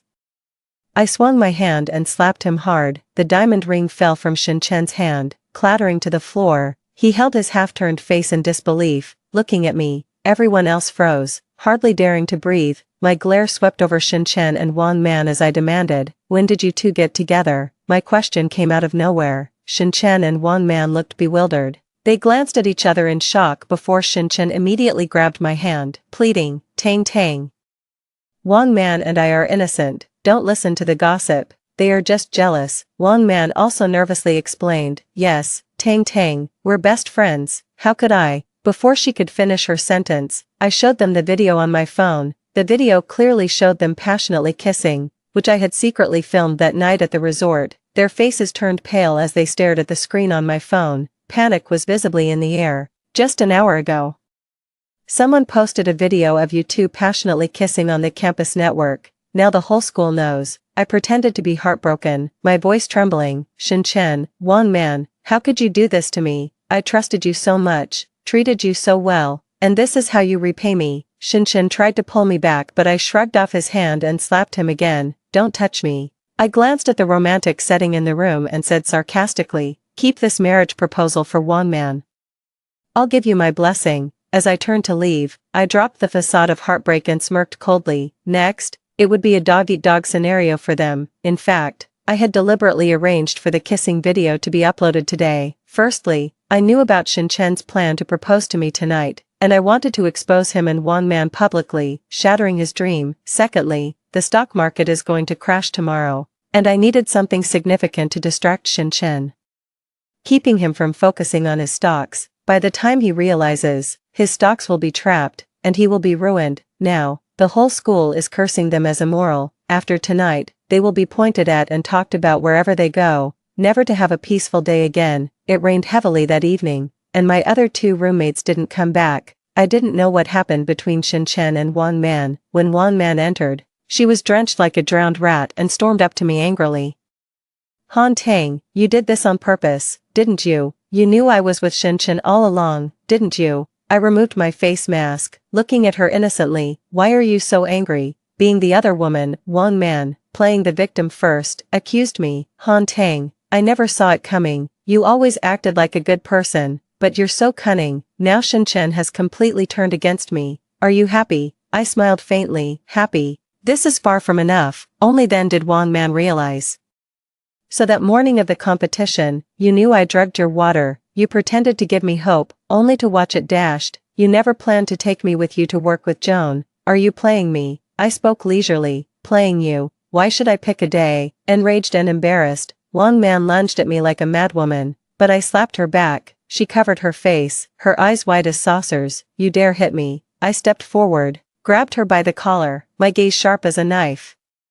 Hitting you is hardly satisfying, Wan Man, the show has just begun, let's take it slow. Wan Man, being extremely prideful, couldn't handle the pointing and whispering, and soon submitted a leave of absence request to the school. Shinchen sent me countless messages every day, skipping classes, just waiting under the girls' dorm. Seeing me, he would cry and beg for forgiveness. Tang Tang, you have to believe me. My feelings for you are genuine. It was all Wan Man seducing me. I was forced. Tang Tang, as long as you can forgive me, I'll do anything, just please don't ignore me, it's killing me. Until one day, when he came to me, he was fraught with anxiety. Tang Tang, what should we do? The money in stocks is almost gone. I've been so focused on you lately, I haven't been paying attention. What should I do? Tang Tang, can you help me? I borrowed so much from loan sharks, if I can't pay them back, they'll kill me. He even knelt down in front of me publicly, abandoning all his pride, pleading. Tang Tang, I did it all for you. You were the one who said that stock was a sure win, and that you'd marry me once I had enough money for a house. You can't just abandon me now. I looked down at Shinchen kneeling before me, pitiful as a dog. But you also said, if you were ever unfaithful, you'd be struck by lightning. Yet here you are, still alive and well. It took a lot of effort to pull my hand from Shinchen's grasp. Shinchen, look into your heart and ask yourself, are you really doing all this just to marry me, or is it for the money? You brought this on yourself with your greed, and you deserve it. Don't come looking for me again, your current state disgusts me. Seeing me about to leave, he grabbed my arm unwillingly, his words carrying a sharp edge. Han Tang, do you really need to be so ruthless? Ruthless, I responded coldly. Shinchen, compared to what you've done to me, I've been quite merciful. As I turned to leave, Shinchen threatened from behind. Han Tang, even a cornered dog will jump over a wall, don't push me. Shinchen came looking for me a few times after that. I didn't even show him my face. I heard he got caught by the loan sharks and hasn't been seen at school for days. I don't even know if he's alive or dead. Sometime later, Wan Man suddenly drove a luxury car back to school to withdraw. Seeing her again, she seemed like a different person. Dressed head to toe in designer brands, even the bag she carried was worth tens of thousands. My roommate said, Wan Man was being kept by someone. When I was leaving the cafeteria, Wan Man blocked my path. She stood before me, arrogant and removing her sunglasses with her red-painted nails. Long time no see, Han Tang. I came specifically to thank you. If it weren't for what you did back then, forcing me to drop out, I would never have met my husband. What's the point of sticking with Shinchen? That poor guy. Look at my life now, living in luxury. Don't be too jealous. I looked back at her. Wan Man, do you enjoy being the mistress? Wan Man just laughed carelessly. What's wrong with being a mistress? He gives me money, lets me live in a mansion, and drive a luxury car. That's good enough for me. What's the point of clinging to a marriage certificate? My husband always says, he and I are true love. He just met me too late. Besides, in love, the one who isn't loved is the real third party. In my view, that plain Jane is the real intruder in our relationship. Listening to her spouting nonsense, I finally understood why the ancients said that more words lead to disagreement. One man provoked me. By the way, Han Tang, I saw that wealthy fiancé you broke off your engagement with at a banquet recently. Fu Yan, right. My heart felt like it was pricked. Her gaze sharpened, cutting towards her like the edge of a knife. One man chuckled and said, you know, he's quite handsome and successful, and I heard that he and his current fiancé have broken up. Do you think if I could win over Fu Yan, I'd really be marrying into a wealthy family? I clenched my teeth secretly, my temples throbbing fiercely.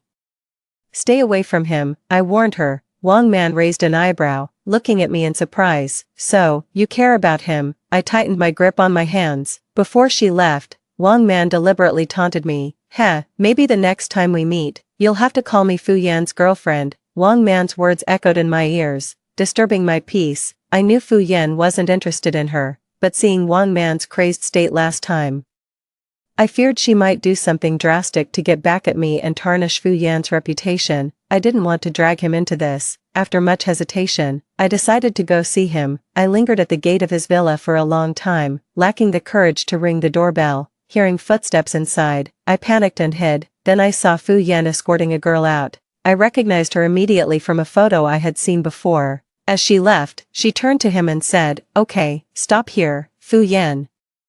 Dressed in casual white attire with his hands casually tucked in his pockets, replied, "Have a safe trip." The girl, with a sweet smile, said, "Thanks for agreeing to the arranged marriage before. It gave me and Aylin time to prepare to go abroad. Otherwise, my mom would have been totally against it. When Aylin and I register our marriage abroad, you're welcome to attend." Fu Yan chuckled softly, "Sure, I wish you happiness." They hugged politely and said their goodbyes. The girl got into her car. Before driving away, she rolled down her window and said to Fu Yan, "Hey, I saw the photo of the girl you've hidden in your phone. She's beautiful and suits you well." Fu Yan, love isn't something that waits. If you truly can't let go, why not try giving each other another chance? You've got to be strong. As the car drove away, disappearing into the distance, Fu Yan turned to go inside. I called out to him, "Fu Yan." He paused and looked back, instinctively glancing in the direction the car had disappeared. Seemingly judging whether I had heard their conversation, I approached him and disclosed everything about Wang Man. "I know you don't like her. I just wanted to warn you to be careful. She's ruthless, and I don't want you to get involved." Fu Yan's voice lowered as he asked, "Did you come all this way just to tell me this?" I nodded. After a long silence, he didn't speak again. I pursed my lips. "That's all. I'm leaving. Goodbye."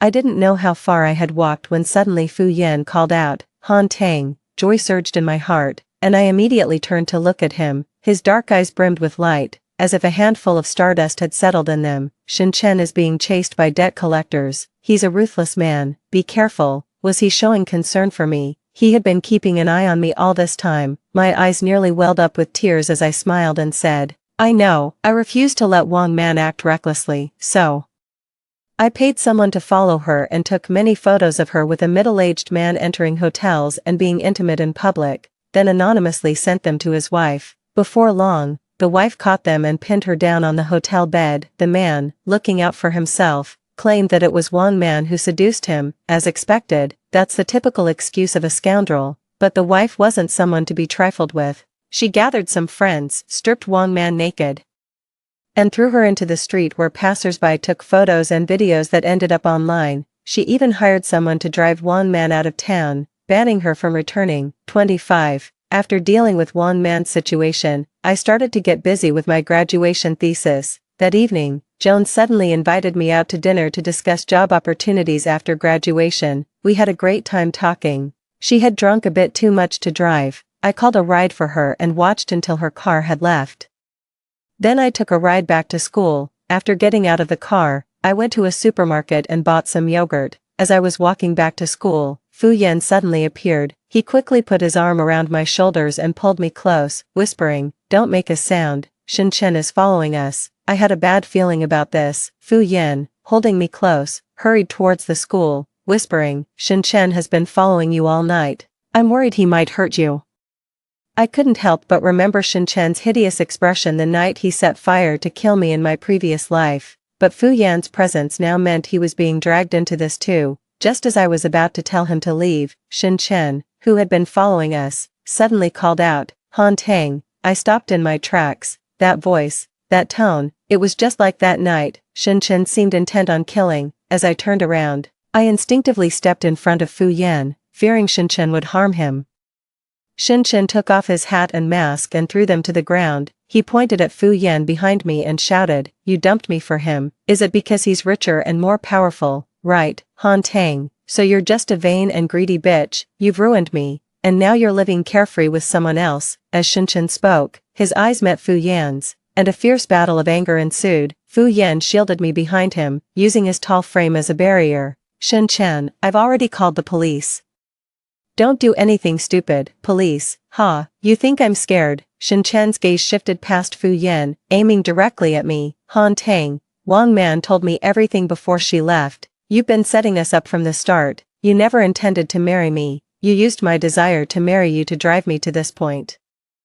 You're playing me. You've driven me into debt, and now you want to kick me aside. There's no such thing as a free lunch. I'd rather die than let you get away with this." Sirens could be heard in the distance. The flashing red and blue lights illuminated the darkness around us and shone on Shinchen's face. The next second, he pulled a fruit knife from his bag and, gritting his teeth, charged at us, shouting, "Han Tang, go to hell." The distance was too close. Shinchen seemed crazed.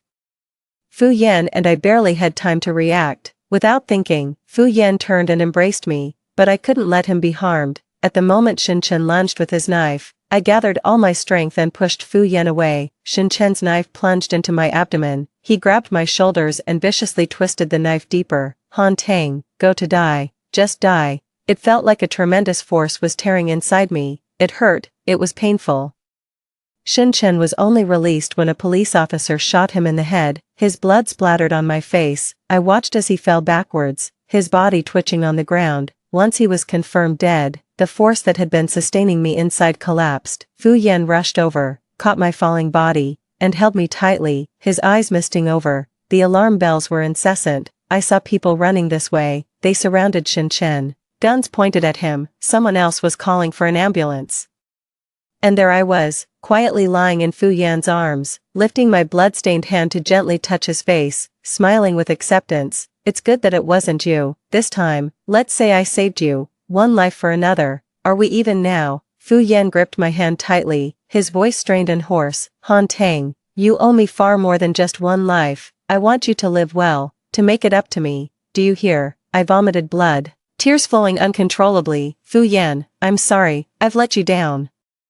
I truly regret it. If there really is a next life, I'll be the one to fall for you first." 26. My life was not long. My soul drifted from my body, and my past flashed before my eyes like a carousel. It turns out that the first time I met Fu Yan, it wasn't his first time seeing me. It turns out that he was the one who initiated our engagement, which is why Aunt Fu arranged to meet my mother. It turns out that on the day I married Shinchen, Fu Yan was there, watching me from the shadows, and quietly left before the lights came on after the ceremony. It turns out he had already bought a wedding ring and threw it into a trash bin after leaving the wedding venue. It turns out he had fallen for me back when I was a freshman volunteering as a caregiver in the nursing home, so early on. It turns out I hurt him deeply. 27. When I opened my eyes again, I was back to the day I first met Fu Yan. The reserved man sat across from me, and Fu watched me with a constant smile.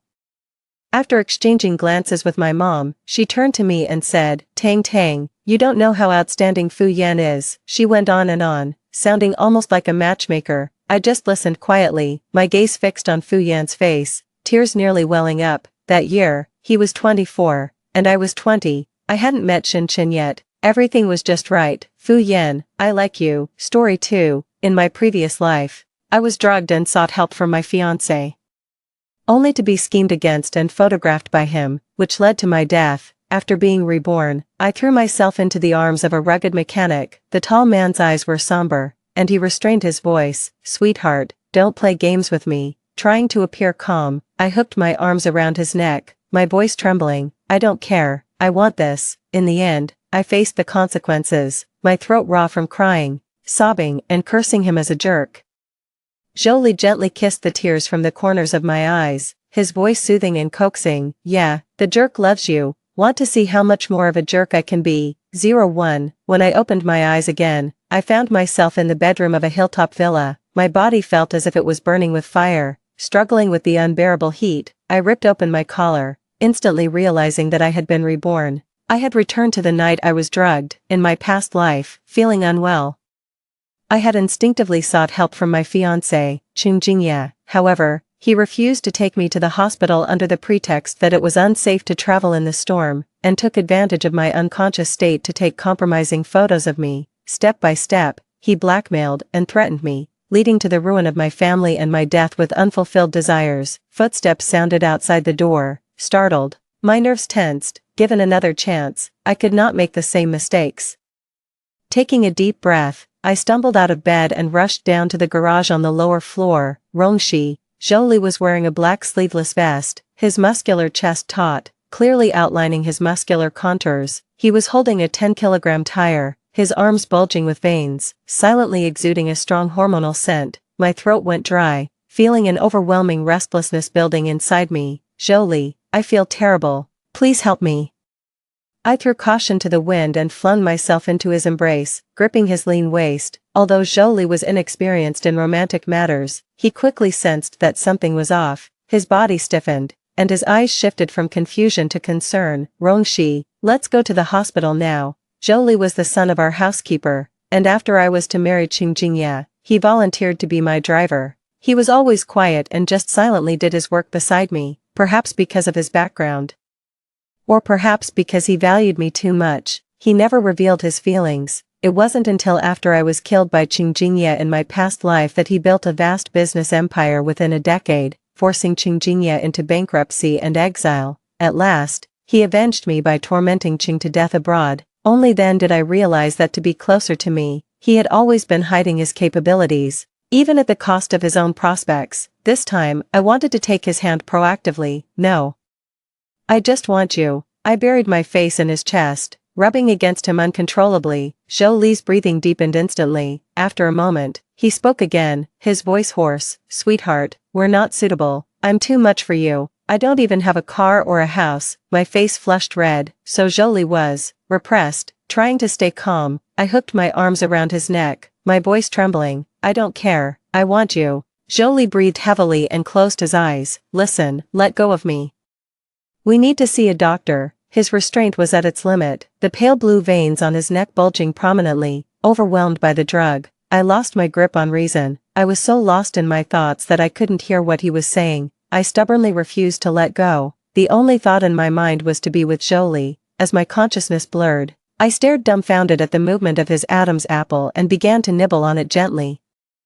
Jolie, it's too late now. It would take at least 2 hours to get down the mountain to the hospital. Do you really want to watch me get into trouble, or would you rather I turn to someone else for help? Unable to restrain himself any longer, Jolie grabbed my waist, flipped me over, and pressed me against the car door. Rongshi, do you know who I am? Jolie, The cold glass at the back of my neck made me instinctively shrink forward into Jolie's arms. He smoothly took control, pulling me closer into his embrace. His passionate kisses rained down overwhelmingly. He whispered soothingly as he kissed me. Say my name, be good. After much turmoil, my voice was hoarse from crying, and I truly understood the meaning of asking for trouble. Jolie, I can't, it's too cold. I scrambled for excuses, pushing him away with my hands. Jolie complied and then carried me back into the car. He lightly laughed as he stroked the unstoppable sweat on my body, still cold.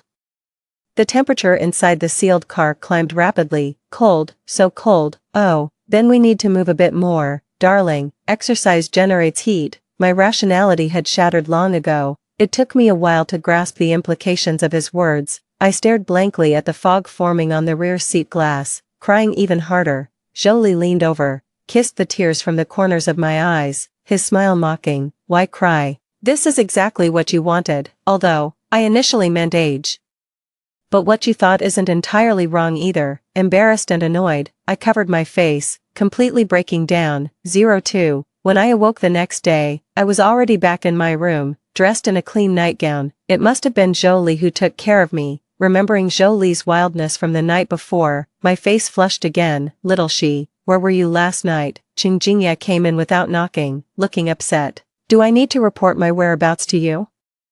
I pulled the blanket around me and responded coldly, I didn't mean it like that, I was just worried about you. Qingjingye was caught off guard by my cold demeanor, thinking it might be because of his tone. After the failure of his plans last night, he still needed to maintain his considerate and harmless facade to gain my trust. Why is your face so red? Do you have a fever? He stepped forward with concern, trying to touch my forehead, but I dodged him. Get away, don't touch me.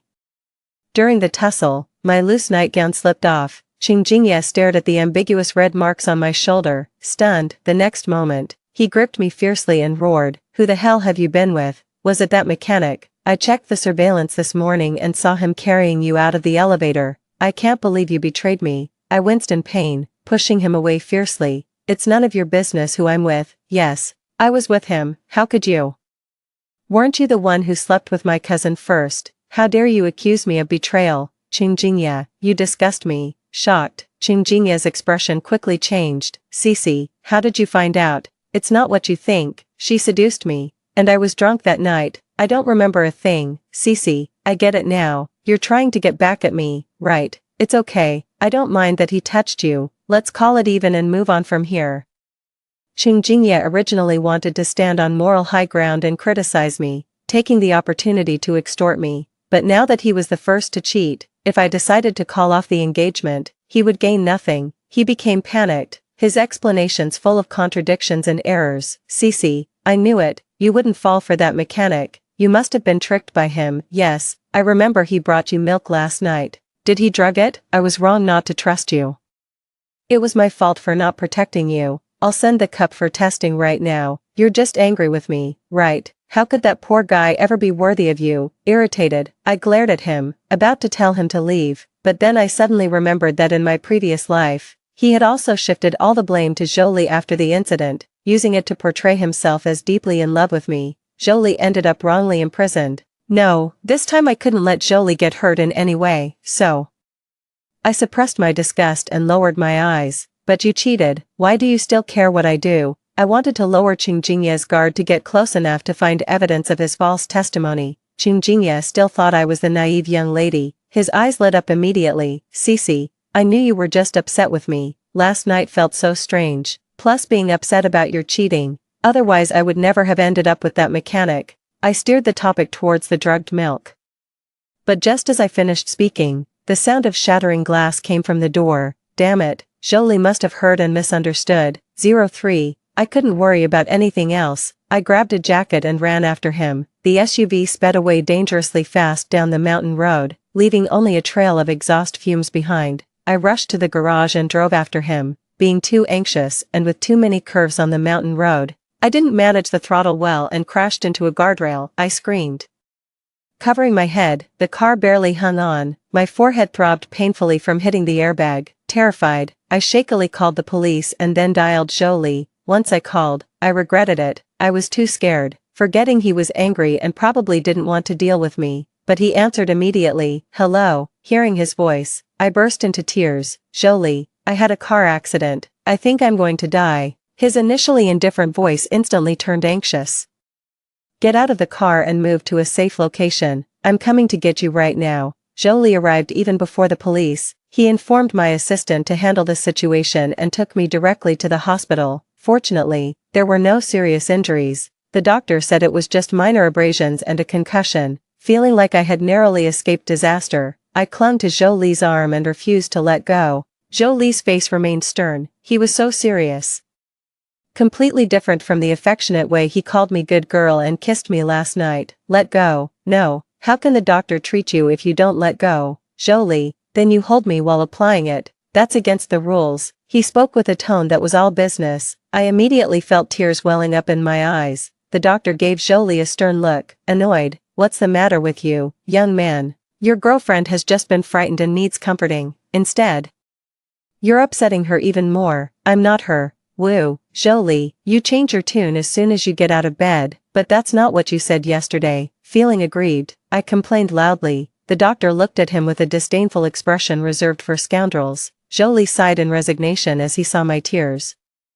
My ancestor, I really owe you, the doctor, acting like someone who had seen it all, started lecturing Jolie. Young man, your girlfriend has eyes only for you, she loves you so much, you should cherish her. Don't be so impatient with girls, look at your girlfriend's delicate arms and legs, she obviously doesn't have much strength, you need to protect her. I felt a bit guilty and blinked sheepishly, from Jolie's perspective.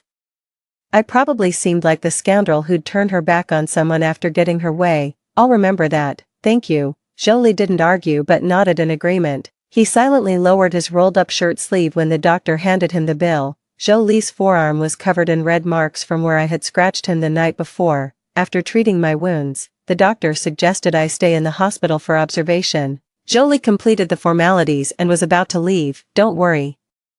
The caretaker will be here at 5 tomorrow morning. I jumped out of the hospital bed without even putting on slippers, blocking the doorway with my arms spread. Jolie, I'm scared to sleep alone, I'm frightened. He looked down at me with a subdued voice. Miss, I'm just a car mechanic, I can't get involved in your love games. Jolie, last night was my choice, and I knew exactly what I was doing, I didn't deceive you. The reason I said those insincere things today was to trick Qingjingye into revealing if he drugged me. After all, you can never be too careful with such underhanded tactics. That was my strategy. I was just worried about a misunderstanding between us. That's why I rushed to explain, don't you think? If I was using you, why would I be so anxious to explain, right? I hurriedly finished speaking, cautiously looking at Jolie. He remained silent, his emotions hidden in the depths of his eyes. Nervously, I bit my lip and added, Jolie, please don't misunderstand me, okay? The cold tiles made me curl my toes. In the next instant, Jolie picked me up. The floor is cold. I clung to him like a koala, my legs tightly wrapped around his waist. He still cares about me after all. Jolie, please, stay with me tonight. I was really scared today. I blinked pitifully, trying to garner some sympathy. Miss, you really weren't sober last night. We can pretend it never happened. As for the truth and the purpose, you don't need to stoop to explain it to me. As expected, he still didn't quite believe me, so, I had to pull out all the stops. I cupped his face, tilting mine to look him in the eyes. Jolie, I like you. I could feel Jolie's muscles tense up all over, his eyelashes fluttered slightly, and his breathing became choppy for a few seconds. Come on, don't play games with me. Resolved, I reached down. Jolie, I'm very sober now, and you clearly like me too. Don't you? I feigned innocence and curved my lips, poking him with my fingertip. Jolie, don't lie, your body is much harder than your words. His Adam's apple bobbed, and fine sweat appeared on Jolie's forehead. Come on, you're the one who provoked me, whether you're sincere or not, I won't let you go again. I kissed his lips. I just want to be with you. Before I could finish, he pinned me down on the couch, like a wild beast out of control. He moved tirelessly. Be gentle, please, jerk. Ow. Please, be gentle. Sweat dripped and heat rose. Jolie ignored my protests, his voice husky in my ear. Yeah, I'm a jerk, but this jerk loves you. Is this all? There's worse to come. Do you want to see? Come on, open your eyes. Jolie gripped my jaw, forcing me to look in the mirror. It was too embarrassing. My face flushed, and as I tried to hide, he pressed me even closer. Jolie, you jerk. Stop, hurry up and stop. He held me by the waist with such strength it felt like he could crush my bones. The ceiling above spun, the crystal chandelier shook so fast it blurred. I was at a loss for words, tears of pain escaping from the corners of my eyes. He bent down, biting and licking my shoulder and neck, his voice rough. Poor thing. But this is the punishment a little liar deserves. Also, a little liar doesn't have the right to stop under my persistent soft and hard tactics.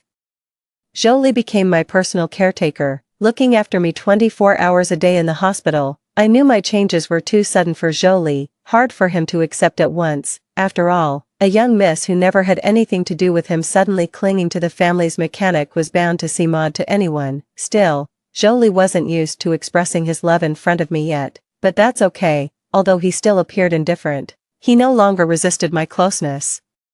He even crawled into bed to hold me whenever I had a nightmare. On the day of my discharge, Qingjingye came with the police. He looked much worn out, apparently troubled by his inability to find a scapegoat. Cece, why didn't you tell me you were sick? I've been looking for you for a long time. Did this mechanic hide you away? Don't be afraid, I'm coming to rescue you, I said. this Jolie is just trying to cling to you. That day, he was the one who drugged you.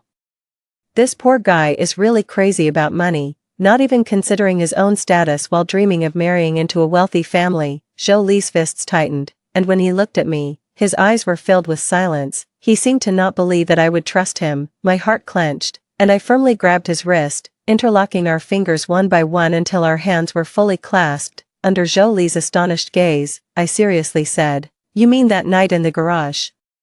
"It was just a bit of marital fun. My husband's in such good shape, I couldn't help myself." "What's wrong? Can't we play a bit in our own car? As for the drugging, what evidence do you have to prove my husband did it?" Chungjinya's face turned as dark as the bottom of a pot, looking at me as if seeing a madwoman. "Cece, why are you speaking up for this mechanic? I am your fiancé, don't be mad at me. I really realize my mistake now." "Right, the inspection report. I just got this report and haven't opened it yet. It's the best proof." Chungjinya handed me the report eagerly, as if placing all his hopes on it. "Cece, you must have been deceived by him. Only I truly care about you. Once you see the mechanic's true colors, can we go back to how things were? I won't blame you for being momentarily confused." I scoffed coldly, calmly tearing open the report and displaying it for everyone to see. "Oops, the fingerprints on the cup are all your own." "Aren't they? Impossible." He froze in place, visibly panicking. I continued flipping through the report. "Ah, not only yours but also my cousin's." I handed the report to the police, my smile deepening. "Tell me, which one of you is the mastermind and which one the accomplice?" After the car accident, I had someone track Chungjinya. I bribed the testing institution ahead of him to present the real results and delayed sending them until the last moment to prevent Chungjinya from opening the report. "No, it can't be," Chungjinya roared unwillingly, but before he could start making excuses to me, the police took him away. I sighed in relief and handed the suitcase to Jolie. Let's go home." Jolie did not take the suitcase but just stood there. I hesitated for a moment, then turned to look at him. "What's wrong?" With a slight movement in his eyes, Jolie leaned down and kissed me. It was a long, delicate kiss. I could feel his overwhelming emotions. "Rongshi. What did you just call me in front of them?" He caressed my cheek, his voice husky. "Baby, say it again." "Husband." I had initially called him that in front of the police to show my support and trust for Jolie. Now, as he coaxed me to say it again, my face turned red with shyness. Jolie held me tighter, burying his head in my neck and gently rubbing against it like an insecure big dog. "Jolie, you believe now that I really like you, right? No matter what happens, I will always stand by your side." I stroked his buzz cut, whispering softly, "Rongshi, don't lie to me." He bit my collarbone hard as if stamping it. "I would die." Later, I headed straight to my father's office. After being blackmailed by Chungjinya with compromising photos in my previous life, I endured silently for the sake of my family and company. I'm not one to easily submit to others. I'd rather go down fighting than be a stepping stone for the wicked. I wasn't afraid of rumors and even considered leaking the photos myself to get ahead of the situation. However, at that time, I still hadn't seen the true colors of my family. I was afraid that my scandal would drag down the company's stock price and destroy what my mother had worked for her entire life. I couldn't bear to see lower-level employees suffer, facing pay cuts or layoffs due to company issues. Thus, I alone endured inhuman torment while publicly playing the role of a loving wife to Chungjinya. Over those years, I was always looking for an opportunity to turn the tables, but just when I finally found solid evidence of Chungjinya's infidelity and corruption, my father confined me to the attic at home and banned any media from publishing my submissions. It turned out he had been complicit from the start. He resented having to ingratiate himself with my mother for years, who left all her shares to me when she died, and resented not being respected by the board, with everyone looking only to me for leadership. So he conspired with Chungjinya to gradually usurp my shares, promote his illegitimate daughter, and eventually consolidate power in his own hands. By then, Chungjinya had marginalized me for years. I was powerless, and even upon learning the truth, I couldn't fight back. Overwhelmed with anger, I vomited blood incessantly. In the end, I took my mocking stepsister with me as I fell from the attic, dying a gruesome death. This time, I planned to distance myself early from this cold-blooded family. "Dad, you wouldn't want your precious daughter to end up in jail, would you?" I straightforwardly slammed a surveillance tape on the table, my smile grim. "What do you mean?" My father's face paled. "Your illegitimate daughter Lin Cece, in cahoots with Qing Jingye, drugged me. You know about this, right? Now, all evidence points to them. And they can't escape. The only way is to have one of them take all the blame. I glanced at Lin Cece's ashen face and smirked. Besides the surveillance, I have plenty of evidence against you. Worst case, I could also sign a settlement agreement with you. But tell me, if I hand these over to Qing Jingye, what choice do you think he'll make? Lin Cece suddenly stood up, her expression rigid. Impossible. Don't try to sow discord. Brother Qing Jingye wouldn't do this to me. He already said that if there's no other way, he'd choose to turn himself in to protect me. Really? I smirked playfully, turning to my father. I just informed Qing Jingye about this situation. I guess he must be restless by now. Sure enough, as soon as I finished speaking, Lin Cece's phone started ringing wildly. See, brother Qing Jingye cares about me. He always checks if I've eaten at this time. He wouldn't act as you said. She spoke anxiously, suppressing the unease in her heart. Hello, brother Qing. Cece, listen to me. I love you, but now, Rongxi has solid evidence against us. Instead of both of us going down, isn't it better if only one of us does? You want me to take the blame for you? Lin Cece burst into tears, incredulously asking him, Cece, please help me, trust me. I will find a way to get you out, and besides, you don't understand anything. Only I can manage the company well so we have a chance to fight back. Qing Jingye was still trying to brainwash Lin Cece, while my father, already furious, cursed out loud. So this is how you treat my daughter. My father had never liked me. Pouring all his paternal love into Lin Cece, he had agreed to collaborate with Qing Jingye because, this was largely because he valued his feelings for Lin Cece. Now, the facade of hypocrisy has been completely torn apart. What, Dad, you're there too, Dad. Listen to me explain, I did it for the greater good.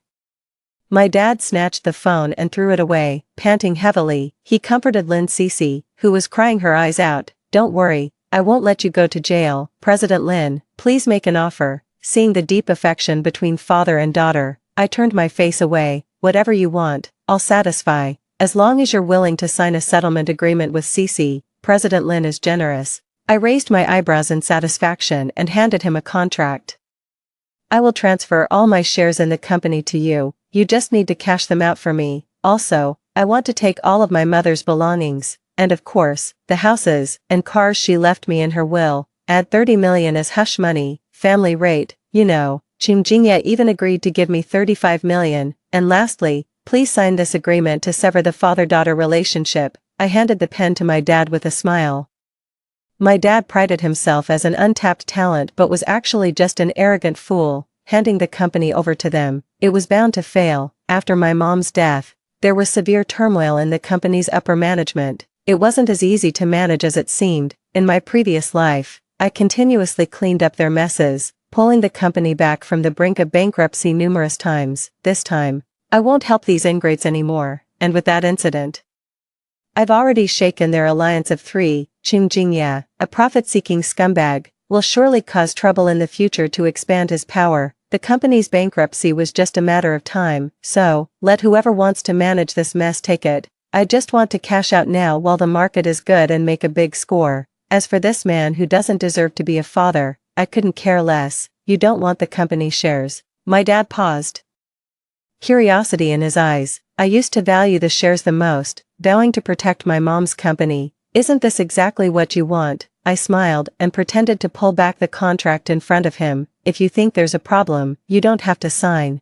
But I wonder when your illegitimate daughter will be able to enter the company openly. Lin Cece quickly pressed down on the contract, whispering in my dad's ear. Sister must have realized that no one loves her.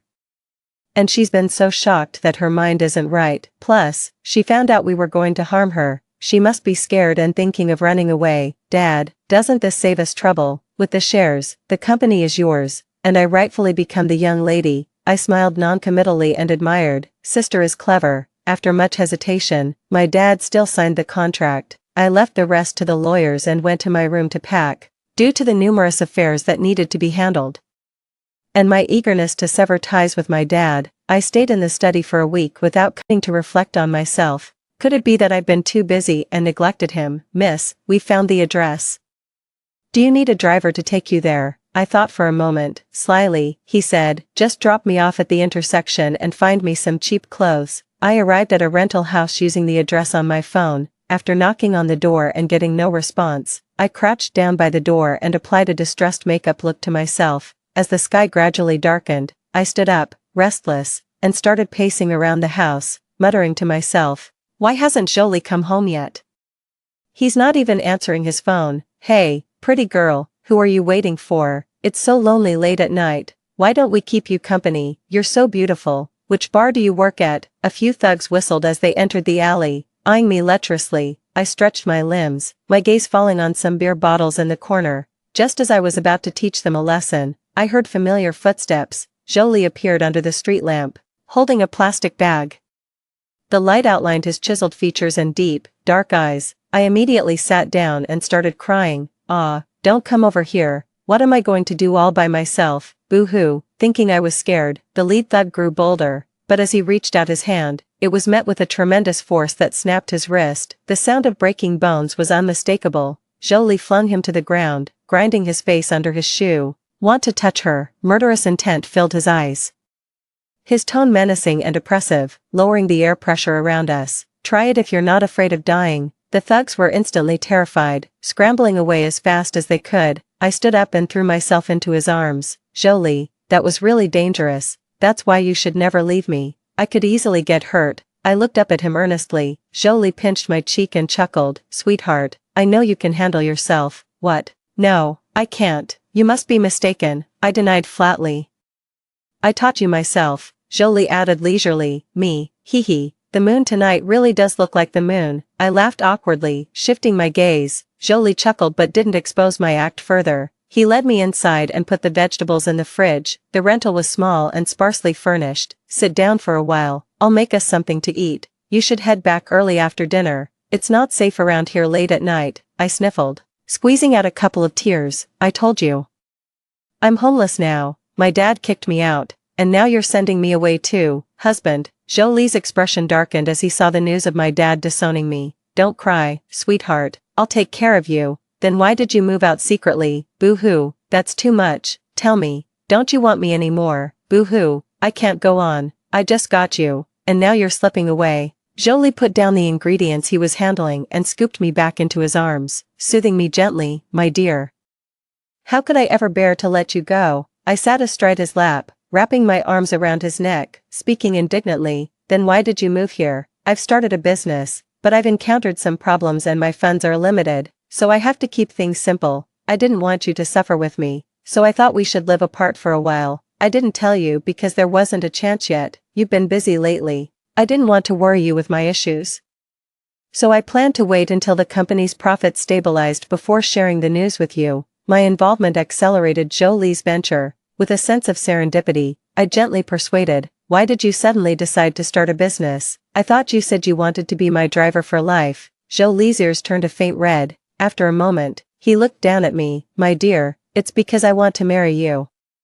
Jolie always believed that the best thing a man could do when he is not capable of making a woman happy is to not disturb her. Wrong, she came from a wealthy family, outstanding in both looks and background. He clearly wasn't a match for her. Due to his insecurities, he never dared to reveal his feelings. Jolie had been secretly building his business, dreaming of the day he could stand by her side. In his past life, just as Jolie's business was starting to improve, the Rong family announced their eldest daughter's engagement. Upon learning that Rong she had a fiancé of equal social status, he felt bitter and heartbroken, but he wished her well more than anything. Because Jolie wasn't completely sure of his success in business, he chose to bury his unrequited love completely. He could endure hardship, but he couldn't let Rong she suffer with him. In Jolie's heart, Rong she deserved a carefree life forever, but in this life, due to Rong she's rebirth, his dream princess took the initiative to confess her feelings to him. Jolie told himself that this was just a game she was playing to spite her fiancé, just a whim of the moment,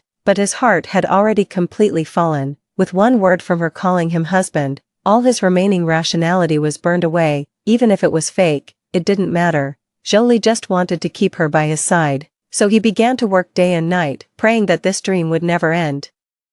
The tall man was now nervously unable to lift his head, looking at Jolie, who was completely devoted to me. My eyes welled up with tears. In the previous life, he alone had stormed into my wake and stolen my broken body. He held me, knelt on one knee, and put a ring on my finger. those hands, skilled at precisely controlling racing cars, trembled uncontrollably. He said, "I should have been more selfish, Rongshi. I should have taken you away sooner." I wiped away tears, my voice unsteady. "Jolie, you coward, you love me so much. You've always thought about marrying me. Why didn't you say it?" He bent his fingers, wiped the tears from the corner of my eyes, and whispered, "Rongshi, I didn't dare. I just love you too much, my dear. Please forgive me." Jolie kissed her lips, twining and sucking fiercely at her tongue as his possessiveness surged unrestrained. He pressed my back tightly against him, so much so that I could clearly feel Jolie's heart thumping heavily against his chest, numbing me with its force. Rongshi had no idea. For Jolie, every look they shared was an embrace, and every kiss was a tsunami. That evening, I curled up under the blanket, waiting to be fed. Jolie, wearing nothing but an apron, sat on the edge of the bed, feeding me bite by bite. Because of his leaning forward, his firm chest muscles squeezed together, looking even more appealing to touch, I gazed at him with longing, acting coquettishly. "Jolie, why not just take it off? You're sweating, and it's quite warm in this room." Jolie had just come out of the shower, wearing only a pair of loose gray pants, with a white towel casually draped over his shoulder. Droplets of water slid down, tracing his muscular lines to the waistband of his pants, making the damp pants outline his form more distinctly. He looked both lazy and tempting, stirring desires. Then I told him I was too hungry, urging Jolie to cook without bothering to dress. The bare apron indeed added a unique flavor to the scene, but it didn't stop me from wanting more. Jolie brought the spoon to my lips, frowning. "What time is it? And you're still not eating properly. Have you forgotten about your bad stomach?" "I've eaten quite a bit already. I'm not very hungry now." I couldn't resist touching his hand. Jolie's fingers were long, with veins prominent on the backs and a light callus on the fingertips that tingled against the skin. Jolie put down the bowl and gently pressed on my stomach, under my puzzled gaze. He nodded. "Yes, you're full." My eyes lit up, full of anticipation. "Then you can take off the apron. There's no need for it when washing dishes." "Right." Jolie met my gaze, chuckled softly. "Sweetheart, if you want to see my abs, you can just say so." He untied his apron and tossed it aside, watching me with a smile. "It's not that. I'm just not hungry anymore. Just reminding you to take off your apron." Blushing, I hid under the blanket. Next, he grabbed my ankles and pulled me under him. Caught off guard, I looked at him in shock. "Jolie, what are you doing?" Jolie pressed down tightly, whispering into my ear with heavy breaths. "Sweetheart, you've had your meal. Now it's my turn." Unable to withstand my tears and tantrums, Jolie agreed to move in with me into a rental place to share our joys and sorrows. I gave all the contacts and funds I had saved to Jolie's company. With my help, his company developed very quickly. At the same time, I released the evidence of Lin Cece's wrongdoing against me. Faced with my father's furious scolding, I just smiled. "I agreed to sign the understanding agreement, but I never agreed to help you destroy the evidence. Blame yourselves for being too foolish." The company's reputation declined, suffering losses year after year. At this critical moment, I publicly released evidence of my father's incompetence and collusion with outsiders, and conducted a live broadcast. As a victim, I expressed my condemnation of the irresponsible management and my sympathy and understanding for the employees. As you all can see the condition of the company, I am deeply saddened as the former manager. And I hope everyone takes the opportunity to make a choice while you can still receive a salary. Public opinion exploded again. Many employees chose to resign and leave the company, which completely lost its vitality. Jolie took the opportunity to offer high salaries to attract many technical experts, taking his business to the next level. My father, having no other choice, the only option left was to marry Lin Cece off in an arranged marriage. So I created a dazzling overseas returnee identity for a professional con artist, borrowing his black card and luxury car for the act. Within 2 months, Lin Cece was convinced she had stumbled upon a wealthy expat heir. My father was thoroughly duped by the con artist, clinging to him as a lifeline, eager to secure a wealthy son-in-law. My father was even tricked into agreeing to give away 15% of his company shares as Lin Cece's dowry. Just like that, I effortlessly reclaimed the shares I had previously given away. However, on the day of the wedding, the groom vanished from the scene. Enraged, my father suffered a heart attack relapse and was hospitalized. Coincidentally, Chung Jingye, who was imprisoned 2 years earlier for intentional assault, was released on medical parole that very day. On his way to the hospital, He happened to pass by the hotel where Lin Cece's wedding was being held.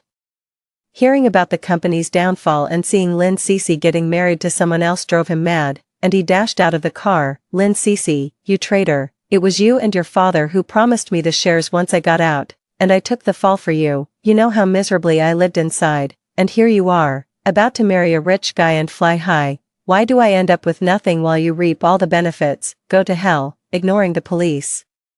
He stormed into the wedding hall with a knife and stabbed Lin Cece to death. He ended up receiving the death penalty himself, with scandals erupting and the CEO critically ill. The company was completely ruined. I contacted former colleagues and acquired the company at a very low price, becoming once again the major shareholder. On the day of Lin Cece's burial, I deliberately took my father to her grave. Infuriated, he frothed at the mouth, struggling in his wheelchair, his gaunt fingers pointing accusingly at me. I watched quietly as he fell to the ground, laughing. Dad, or rather, should I call you Uncle now? Uncle, why do you think a pure-hearted rich heir insisted on marrying Lin Cece just when you were short of money? Guess why Qingjingye knew about Lin Cece's wedding day, and why did the rich heir choose a wedding venue on the must-pass route to the hospital? How come the moment Qingjingye got out of the car and eluded the police, there just happened to be a knife in front of him? My father convulsed, his throat making broken bellows sounds. He tried to stand with all his might but to no avail. I bent down, smiling. Right, isn't it strange? How come there was a knife in the bride's resting room? My father's hands flailed wildly in the air, and the heart rate monitor started beeping alarmingly. Medical personnel rushed forward, lifting him into an ambulance.